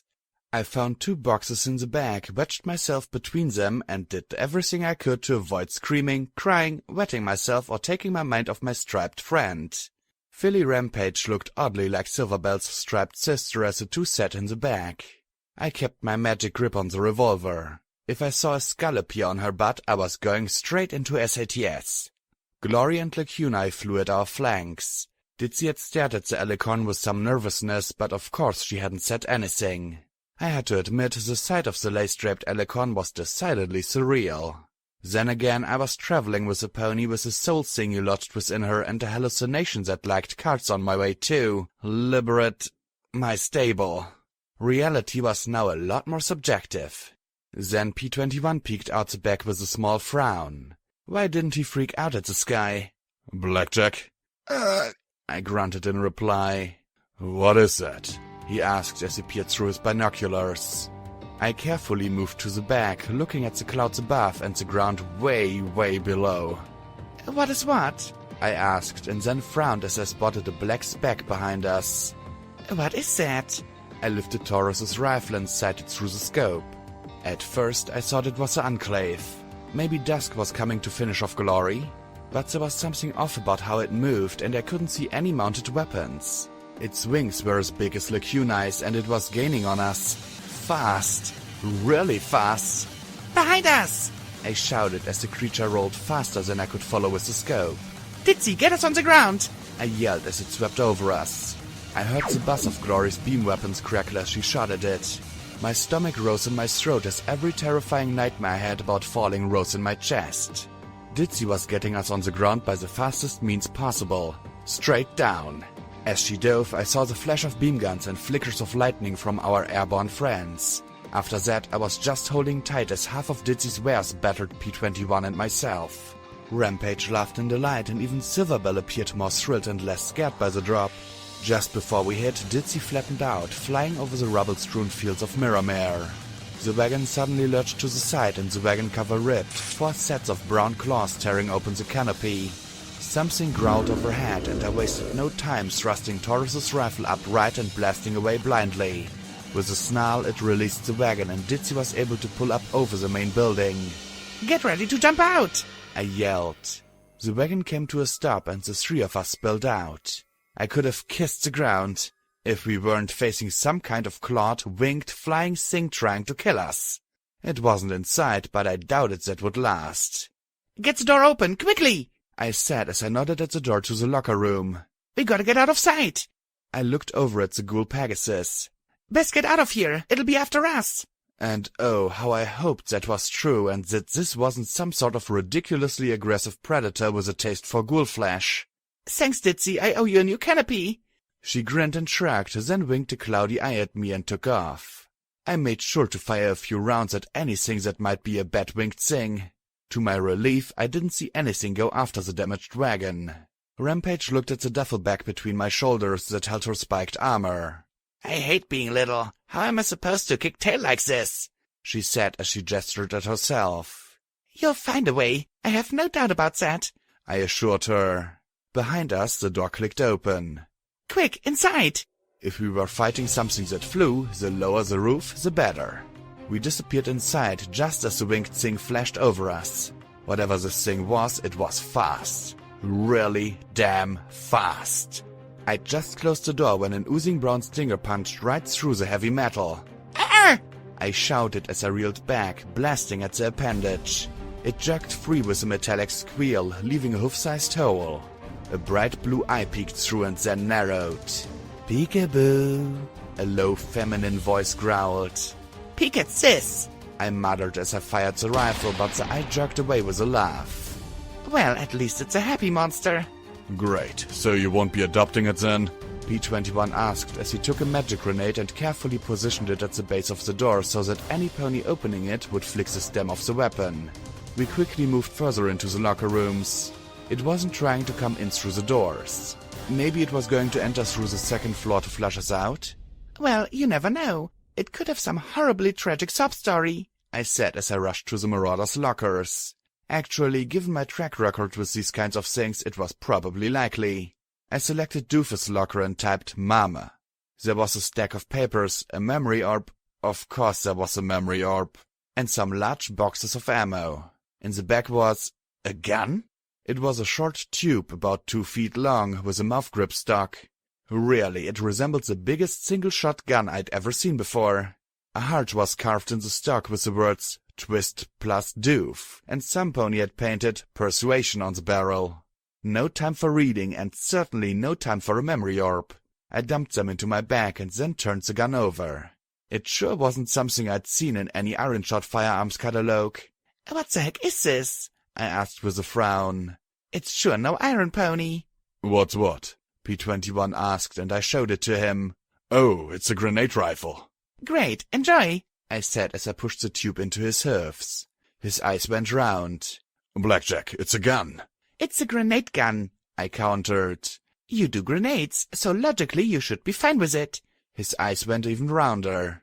There's nothing logical about that. I sighed and slid him the ammo. Look, I trust you. Trust yourself and ante up. This isn't some gun you point and shoot, right? He frowned in worry but nodded. Gotta figure out angles and delays and stuff? He nodded again and I tapped his forehead. Then it is right up your alley, Egghead. He sure didn't look happy about it, but he took the weapon and the grenades and slipped them into his saddlebags. And if I was wrong and he was feeling shoot blackjacky, at least it'd be quick. Now there was just the question of how we could connect with Glory and Lacunae. Unless Miss Big Purple Horn had a magical location spell, and I wouldn't put it past her if she did, we'd have to go out or they'd have to come in. If I were the flyer, I wouldn't want to be stuck inside, so I guessed she was somewhere on the roof waiting for us to come out the second story. We can't get out through the crater, I muttered. But we need to tell Glory so they don't come in and have us chasing each other in circles. He frowned, then dug through his bags and scribbled a word on a piece of garbage. Reds. Hook it into the hole on the door and let's go, he said as he carefully unhinged the gun and slid a grenade into it. I did as he asked. Unless the monster was standing right outside, the pair would see it when they checked the door. Why rats? Rampage asked. It's the official term for measuring the intensity of medical spell radiation, he explained as he looked back at us. So unless that monster has cracked open a copy of Equestria Scientifica or a book of arcane science, ACK. I swept him up in my hoofs and gave him a hug. Let go! I got a grenade! A whole lot of grenades! Blackjack! I got a smart pony! I said with a grin to Rampage. In the main hall, I kept my eyes up. Vermin had gotten in.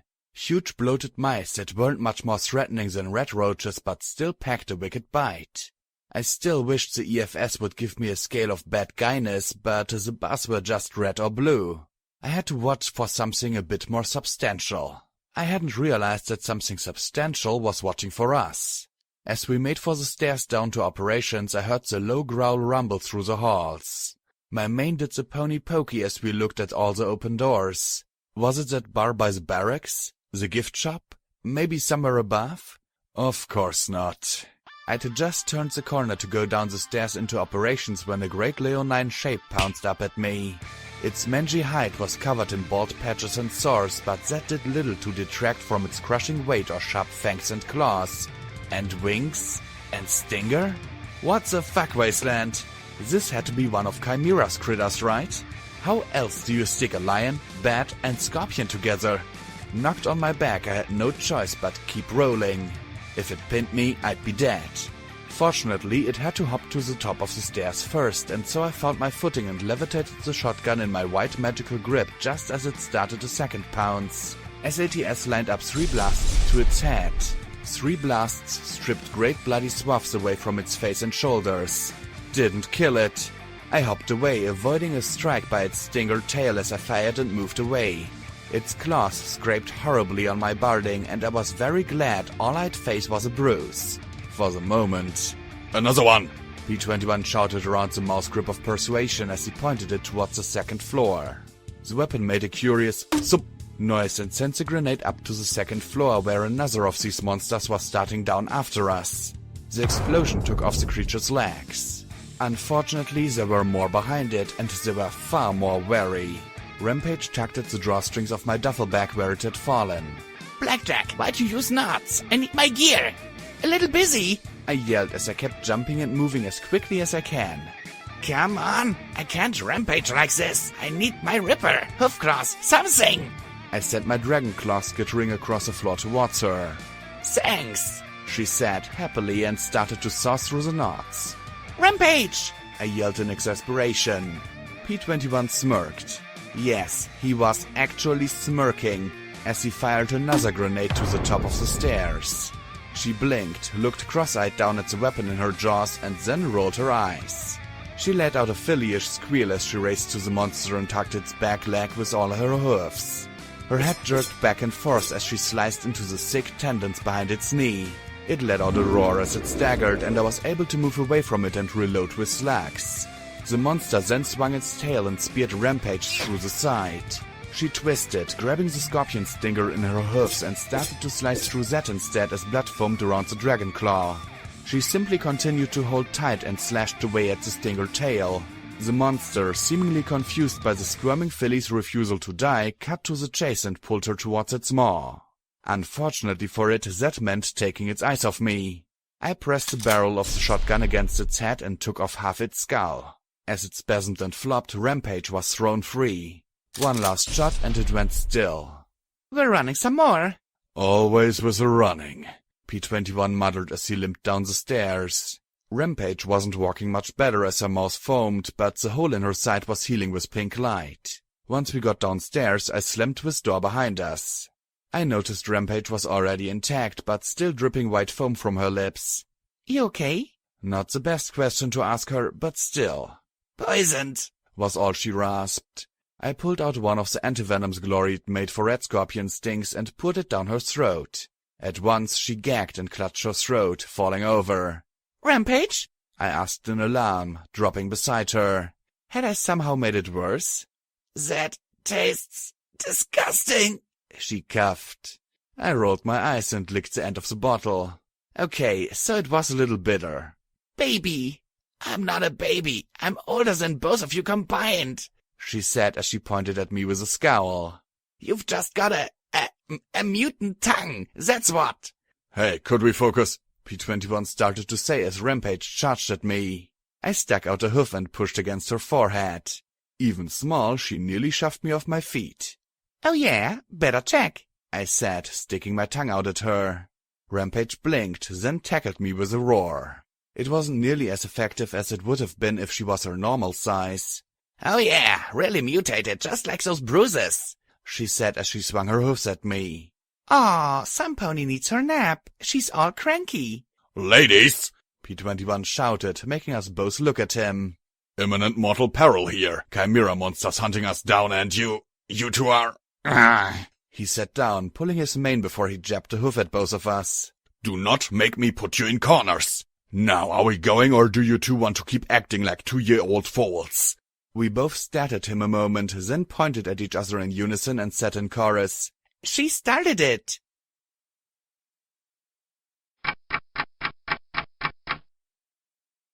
Traveling through the operations center gave me a sense of déjà vu.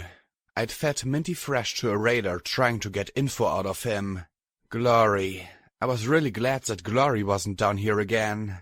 P-21 had strung a wire across the bottom of the stairs and up overhead, then had me tie 3 frag grenades by their stems. Jerks the wire, grenades pop free. Boy, I was glad he was on our side. Hey, Dealer muttered from a dark doorway. Got a second? Not right now, I muttered. P-21 looked at me. Blackjack? Great. Now I was starting to act crazy. Crazier anyway.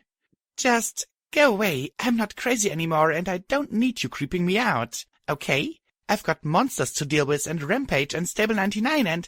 You know what? This relationship just isn't working out. It's not you, it's me, okay? So just go away and stop bugging me. I smiled as pleasantly to the old pale pony as I could, then saw the pair staring at me. P-21 repeated himself in a far more unsettled tone.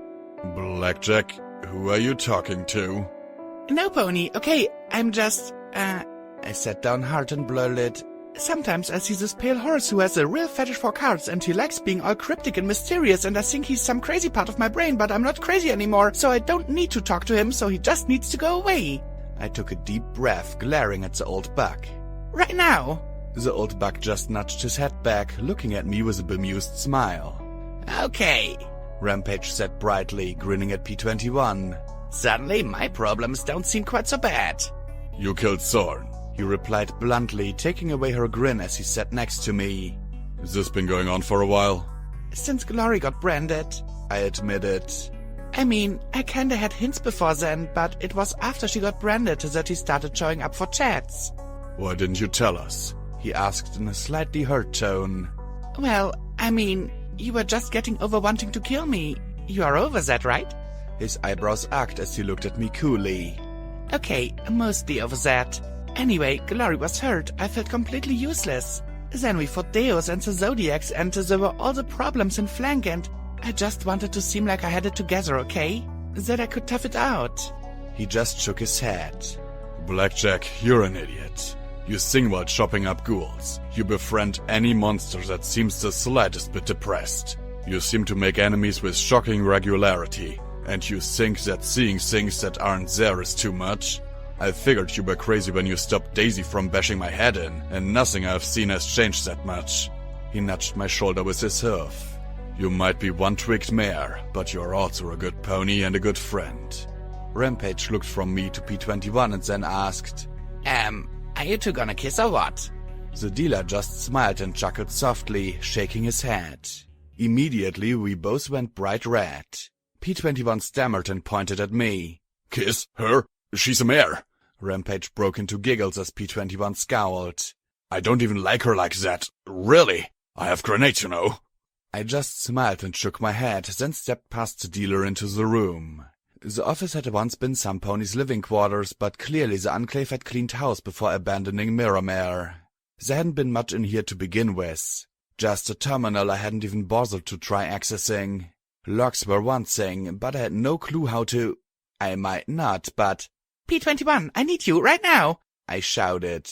Rampage's giggles exploded into peals of laughter. He stepped in with a look promising to find some way to murder a certain striped pony.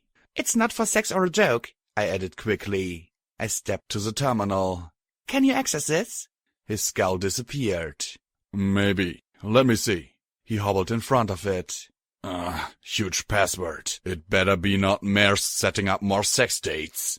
Rampage walked in, rubbing tears of mirth from her cheeks.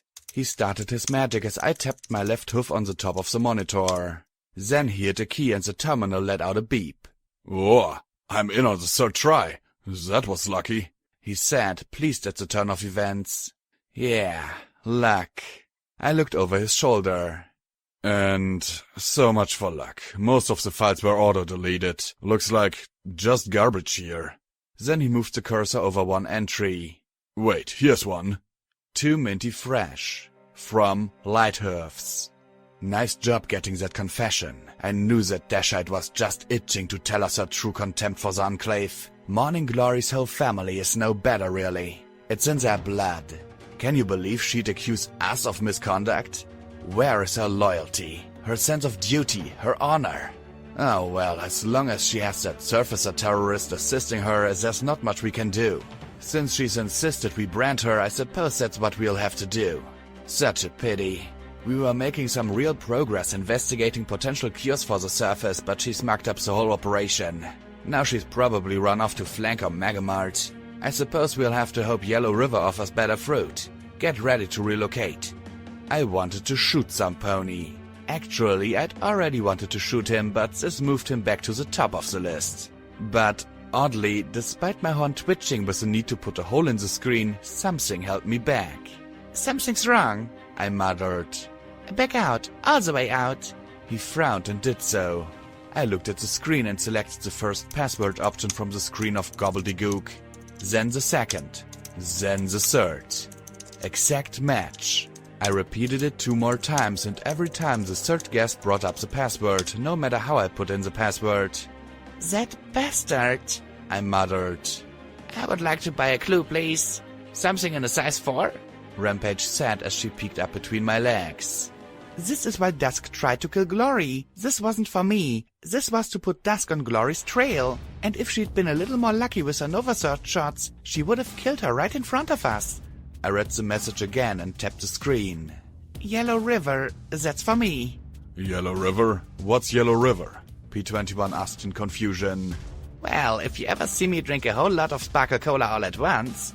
Rampage began with a little smirk. I don't know, but he wants me to go there. A trap? A setup? Something. I gritted my teeth. I had to go. It was the only lead I had for helping Glory at the moment. He's playing me. Like the goddess. So what are you going to do? Play along, then I'll play rough and dirty when the time comes for it. Find something to hang him with. And if all that fails, feed him to a hungry raider. Alive. I muttered. Yeah, right. Like any pony would do that. P21 began and then our eyes met. His grin slowly slid away as he muttered sheepishly, Oh, damn. Awkward. A loud explosion echoed through the operations hallway, followed immediately by a bestial roar of pain. Saved by the monster. P21 muttered. Blackjack, if there's a way out, now's the time. I agreed, giving the dealer a cold glare. Not that it mattered. He wasn't really there anyway. I just hated that somewhat disingenuous look of innocence he wore. We made our way to the storage utility that had been blown out. Both of us took a pill of Red X and I held one out to Rampage. She just snorted and slid down into the hole in the concrete pipes in the floor. My pitbuck immediately began to spike, the readouts showing a blue pony turning green and then yellow as the reds increased. I hoped this wasn't going to be a long tunnel or the whole thing would be moot.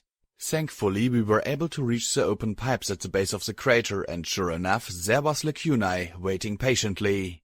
Was it just me, or did she look even, well, more alicorny? Her coat glistened and her horns seemed to shimmer with potency. Radiation did an alicorn good, apparently. Good, you made it. I was about to come in after you. We must be quiet, Glory is nearby. I took a look around and my jaw dropped. That was a fuck ton of red bars. I passed P21 some red away, then gulped down some myself, not even getting to savor the sharp, orangey flavor, before the four of us crawled up out of the crater to where an armored vehicle lay on its side. Glory sipped on a pack as well, looking at me nervously. Oh good, you made it out, she said with clear relief. We're surrounded by manticores. Manta-whats? I muttered as we crouched in the hull. Everywhere I looked, there were more of the lion-bat-scorpion hybrids. How do you know what they are? Manticores are a constant threat in the wasteland, though they're usually not so well organized. I'd thought for sure that they had to be something from Project Chimera, but apparently some abominations the wasteland just whipped up on its own. I think that she's controlling them somehow. She who? I asked as I looked through P21's binoculars. Oh, she, her. Now this had to be something from Chimera. The tawny pony prowled back and forth on the roof of the main building. Her legs ended in razor-sharp claws rather than hooves, and her wings on her back were leathery instead of feathery. The scorpion tail she possessed snapped and stabbed at the manticores that didn't shy out of her way quickly enough, and with her lips parted I could see the fangs she possessed. As disturbing as she was, it wasn't as bad as the flock of manticores lounging around the airbase. I couldn't see how we were going to get 100 feet without one of them spotting us. And the radiation was still building up in us. Okay, we need to get the heck out of here, I said as I looked at the twisted wreckage concealing us. Rampage was examining a heap of bones in some frayed and charred uniforms, while P21 seemed to be checking his grenades and Glory took another Red X. Would you like to return to chapel? Lacunai asked casually. Well, yeah, that'd be great, but I don't know how we're going to get there without all of them piling on us, I said and then frowned. Are you telling me you can return all of us to chapel? That's miles away. She took a long, slow, luxurious breath as she looked at the glowing crater. Right now? Most certainly. Right. 10 or 15 more minutes here and it'd be moot. I trotted over to Rampage, who seemed to be staring down at the bones with a wistful look. Come on, Rampage, we're leaving. Oh, yeah, she said as she crawled through the gutted vehicle. For a moment I almost joined her, but then I moved to look down at the same pile of bones. This far into the transport, the body was a little more intact. Nothing valuable, of course. Just rotten, scotched uniform, 2 tin ID tags hanging around her neck, the junk of 2 centuries ago. Slowly I took a closer look at the name stamped in the tin. Twist. I stared at another of Macintosh's marauders. Slowly I bent down and nudged the brittle bones. Her hoofs had pinched something between them, bundling them in the rags of her uniform. With care I liberated the object from her rags. The pictures were all partially burned, discolored or water-stained. There were little mouse-written notes on the bottoms, smeared but still barely legible. Twist on a playground next to a fold so alike that only Twist's glasses really set them apart. Weren't we alike back then, Apple Bloom? Twist standing in a candy shop with a sign that read, "Peppermint under 2 crushed candy canes." Too bad about my candy shop, huh? Twist standing proudly amidst a line of recruits with a bust mane, the youngest and smallest but looking eager to fight. Big Macintosh loomed beside her, giving her a brotherly glance. Look at my mane, it's so short. An older and more mature Apple Bloom posing for a picture in front of a stable door marked with an immense number 2. Looking good, Apple Bloom, looking really good. Twist putting Big Macintosh in a hoof lock as the rest of the marauders cheer and laugh at the sight. Psalm smiling in reserved amusement, Stonewing grinning as Jetstream leans against him. Vanity shaking his head with a smile. Even Doof having a great time. Then one of the marauders all gather together in prance. Her grin around the peppermint stick goes from ear to ear. My family. The next picture was of Twist and 3 red-marked zebras. As sad as she looked, they appeared haggard, yet also proud. She's hoof-bumping the leader, last of the predators. All but one of the marauders, standing in grim lines on one side of a casket, the ministry mares on the other. Applejack resting her head upon the corner of the coffin as Twilight Sparkle holds her shoulders. Applesnack's eyes looking at the orange mare past Celestia giving a eulogy. I had never seen such a look of repressed pain on a bug's face before. Twist just looks lost. One of her in the hospital looking hurt, but Vanity, Echo and Applesnack are with her. 3 out of 8 friends. Her eyes show far more pain than joy. She wasn't smiling in the last picture. Oh, her lips were curled at the edges, but there was no mirth in her eyes as she stood alone on a tank, sergeant stripes on her uniform. She had the eyes of a ghoul, flat and lifeless and eager to die. And so she had. There was one last picture that had fallen away and I almost missed it. I recognized the young Apple Bloom as almost a spitting image of Applebot. I didn't know who the orange Pegasus or the unicorn with the purple mane were. They seemed to be in the middle of a fight in a garden, surrounded by statues as Twist looked on with a sad smile. The worst day of my life was when I got my cutie mark and you didn't. I pressed the picture back between her hoofs as I heard the others call out a warning and bent my nose to nuzzle her skull. I prayed that she'd finally found rest at last. With one regretful look back, I returned to the others. But there was a brilliant flash of purple light, and the world disappeared.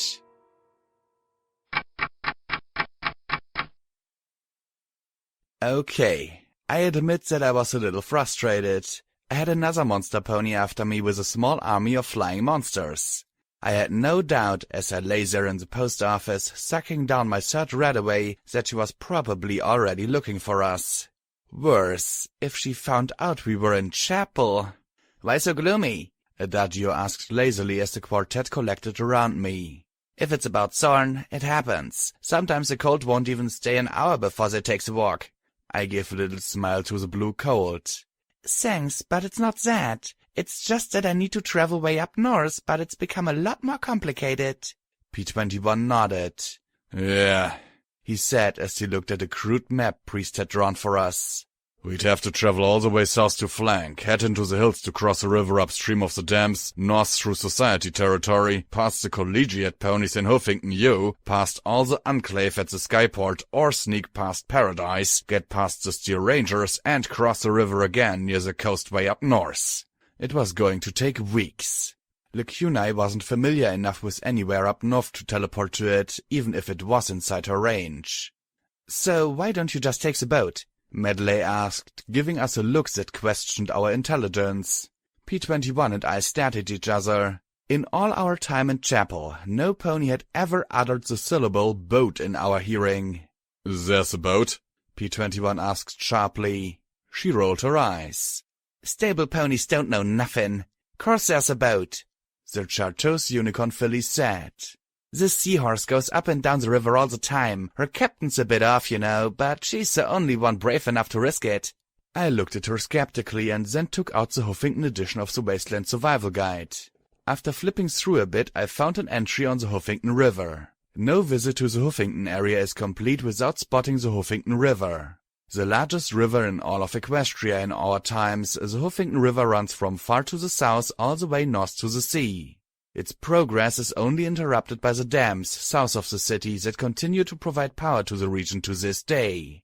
Now you might be tempted to stop and take a swim, or, if it's a rare dry day, take a drink.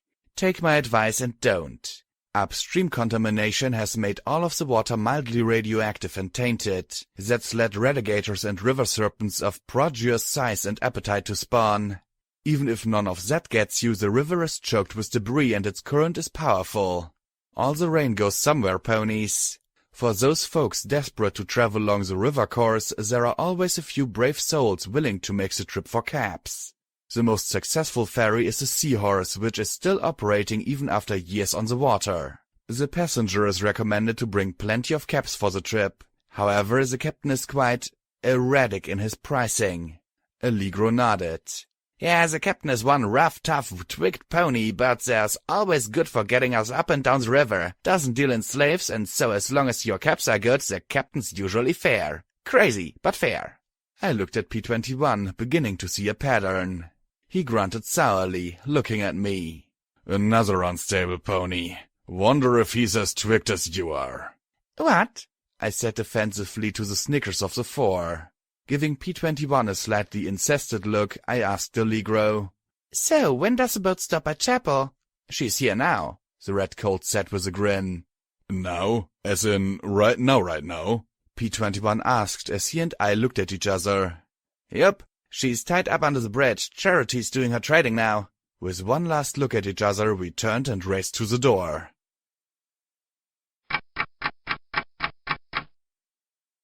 I really didn't know what I expected when I thought of the word boat. Could it carry 5 of us? Would it be safe? Fast? Would Sanguine anticipate us taking it? Would we have the caps the captain wanted? P21 found the concrete steps that led to a crumbling concrete slip underneath the bridge. Panting, we picked our way underneath and saw the hunk of junk that looked as if it should be lying under the river instead of floating atop it. Okay, maybe that wasn't fair. What did I know about boats? I just didn't think that they should look so rusty. It was almost as long as the bridge overhead was wide, maybe 70 or 80 feet. The hull had been patched and painted so many times that it was hard for me to figure out what its original color was. It was made of wood with metal sheeting hammered over the top. I knew this because of all the places where the metal sheeting was no longer there. At the front of the boat was a small enclosed turret with 2 machine guns pointing out. It looked as if there were 7 or 8 crew, and the biggest bug of all was sitting at a card table staring at Charity with his hoofs crossed. With his scruffy black beard, anchor cutie mark, and scarred hide, I guessed he was a captain. Charity stared back undaunted, as if trying to will him to part with his caps. You'd better wait here, P21 said. I'll see if I can get us a ride. Great. Waiting, I muttered as I sat with a grumpy frown as he trotted down and started trying to break into the staring contest. He might as well have been talking to a wall for all the notice he got. Tell me about it, said a mare beside the river. So boring just waiting for them. They've been at this for hours. The turquoise unicorn mare had a mane so filthy and chopped that I wasn't sure if it was blue, grey, or some mottled mix of the two. She had on a battered black cap complete with skull and crossbones, like from a storybook. A leather eye patch covered her left eye. She swirled an amber drink in a bottle. Want some? It's rum, or grog, one of the two. She glared at the contents suspiciously. Sneaky little drink. Sure, I replied as I joined the inebriated mare, plopping down beside her and taking a swig. Rum, or grog maybe, I discovered was a bit sweeter than my preferred intoxicate. That's not bad. She offered her hoof. Thrash. Blackjack. I bumped it with my own.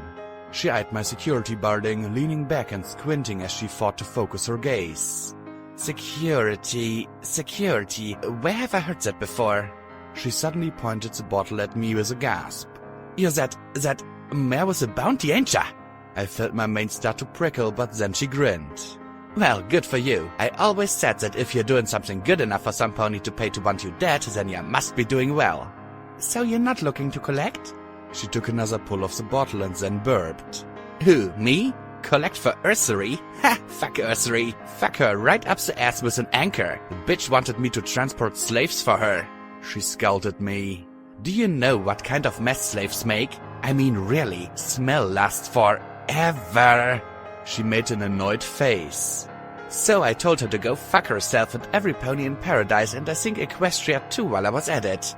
I just grinned as she frowned and rubbed her chin. I think I might have shot her too. Shot at her. One of the two. Really? I said with a chuckle.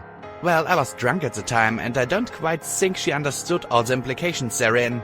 She took it all personal-like. Put a 10,000 cap bounty on my noggin. I don't think she realized most bounty hunters can't swim. The turquoise mare muttered as she upended the bottle into her wide-open mouth. She swallowed, then blinked and stared into the bottle. Gone. Why is it always gone? A great tragedy strikes Wasteland once again. She looked at me through the bottom. Ooh, wavy. I smirked. I had been waiting for a special occasion to enjoy it. This would do. I floated out a bottle of wild Pegasus that Glory had bought. Security to the rescue, I said with a little grin. I might not be able to save ponies who needed it, but I could at least get some pony drunk who'd appreciate it. An hour later, I had a nice warm glow in my stomach that gave rise to a pleasant buzz spreading throughout my body. So, what's your story, Thrash? Who, me? Story? I'm lucky if I get a limerick. She cleared her throat. There once was a pony named Thrash. Her mane was like a dirty old brush, but her daddy was captain, and when his luck was crashed in, on his boat sheet gave a serious crash. She said as she balanced the bottle of wild Pegasus on the end of her horn. Since she had her horn stuck in the bottle, it wasn't that impressive. No second verse? Same as the first, she said with gusto, and I laughed, even though it made no sense to me at all. I've been steering the seahorse all around Equestria. My daddy showed me all the neat little hidey holes and hazards to avoid. Normally I apply from Ironmare to Friendship City, but I tack up river to see what the eggheads or crusaders have scavenged up every now and then. Damn skilled fillies and colts. She sighed as she tilted her head left and right, making the bottle clock on her horn. Most boats are lucky to last a year on the water. I've lasted 3. She looked at the dinged-up rust bucket with a look of love. Saved my life being captain, having some control. Somehow I doubted that there was nothing more to her than just 5 lives of verse. So, wait, you're the captain? I asked in confusion, and then I gestured at the scruffy-looking buck with a thick beard. Then who's he? Him? Tar Boots? He's our quartermaster. He tells me where to go to make money, and I go there. It's not like I understand any of this business stuff. I just turn the wheel that points the seahorse in the right direction and try not to get sunk. Hasn't happened yet. She let out a long sigh, low belch, then smirked at me. What? I've got big as that. That makes me captain. I can't argue with logic like that, I said with a laugh. And you? How the heck does a mare go around with a big security on her barding shooting up the countryside? I took a deep breath as I balanced the rum bottle on my horn. Okay, stuck my horn in the rum bottle. Ta-da! Well, damn, if you're a limerick. I coughed and cleared my throat. Blackjack steps outside. She tries to do good and help. Poor Equestria. Never underestimate the powers of inebriation for inspiration. Anyway, now I'm trying to get way north. Going home, actually, I said as I stretched over and showed her my Pip-Buck's navigation map. See, stable 99, way up top there. Oh, up there, huh? Radar territory these days. Didn't know there was a stable up there, she said as she rubbed her nose. Well, I can drop you off here at Boardwalk. Just a quick stroll to your stable then. She then looked at me skeptically. Question is, can you follow the rules? Probably. Depends on the rules, I said cautiously. 1. And this is a big one. Listen to the motherfucking captain. She lifted her hoofs in frustration. I cannot tell you how vital rule number 1 is. I tell you to shoot, you shoot. I tell you to shut up, shut up. I tell you to hide, then you hide. I tell you to swim for your life, then you swim for your life. Cause otherwise some pony is gonna shoot you. Probably me. Sometimes it feels like the day's not started without some pony shooting security, I said with a resigned sigh. Price of virtue, she said with a grin before continuing. 2. Stay on the boat. You hop off for any reason and we gotta burn power to pick you up. Lots of places there isn't anywhere to pull in. You got flyers? I nodded and she looked curious. Then they really have to stay in. If they take off, they'll get 30 or 40 feet before the city picks them off. The city doesn't shoot things in the river? I asked curiously. Doesn't have to. She pointed a hoof at where the city wall met the river.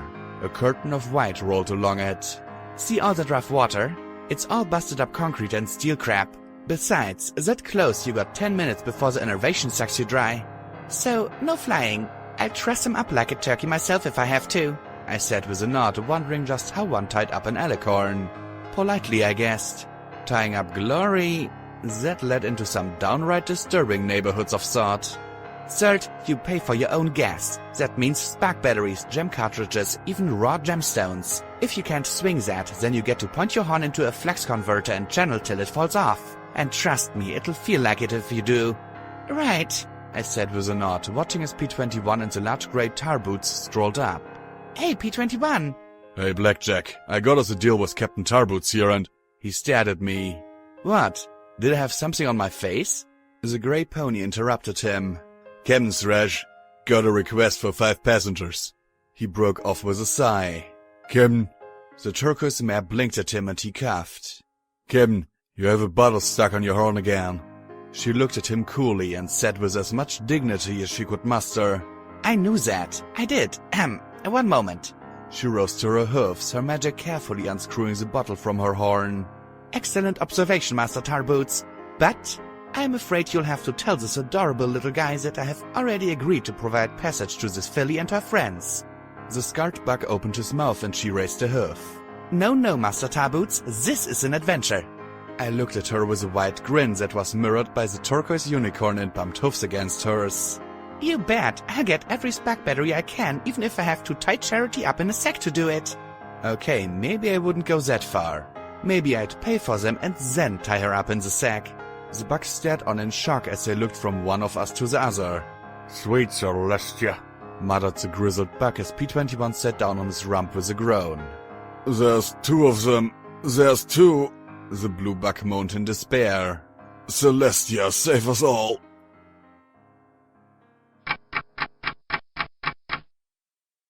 Footnote, level up, new perk added, ferocious loyalty. When you drop below 50% HP, companions gain DT.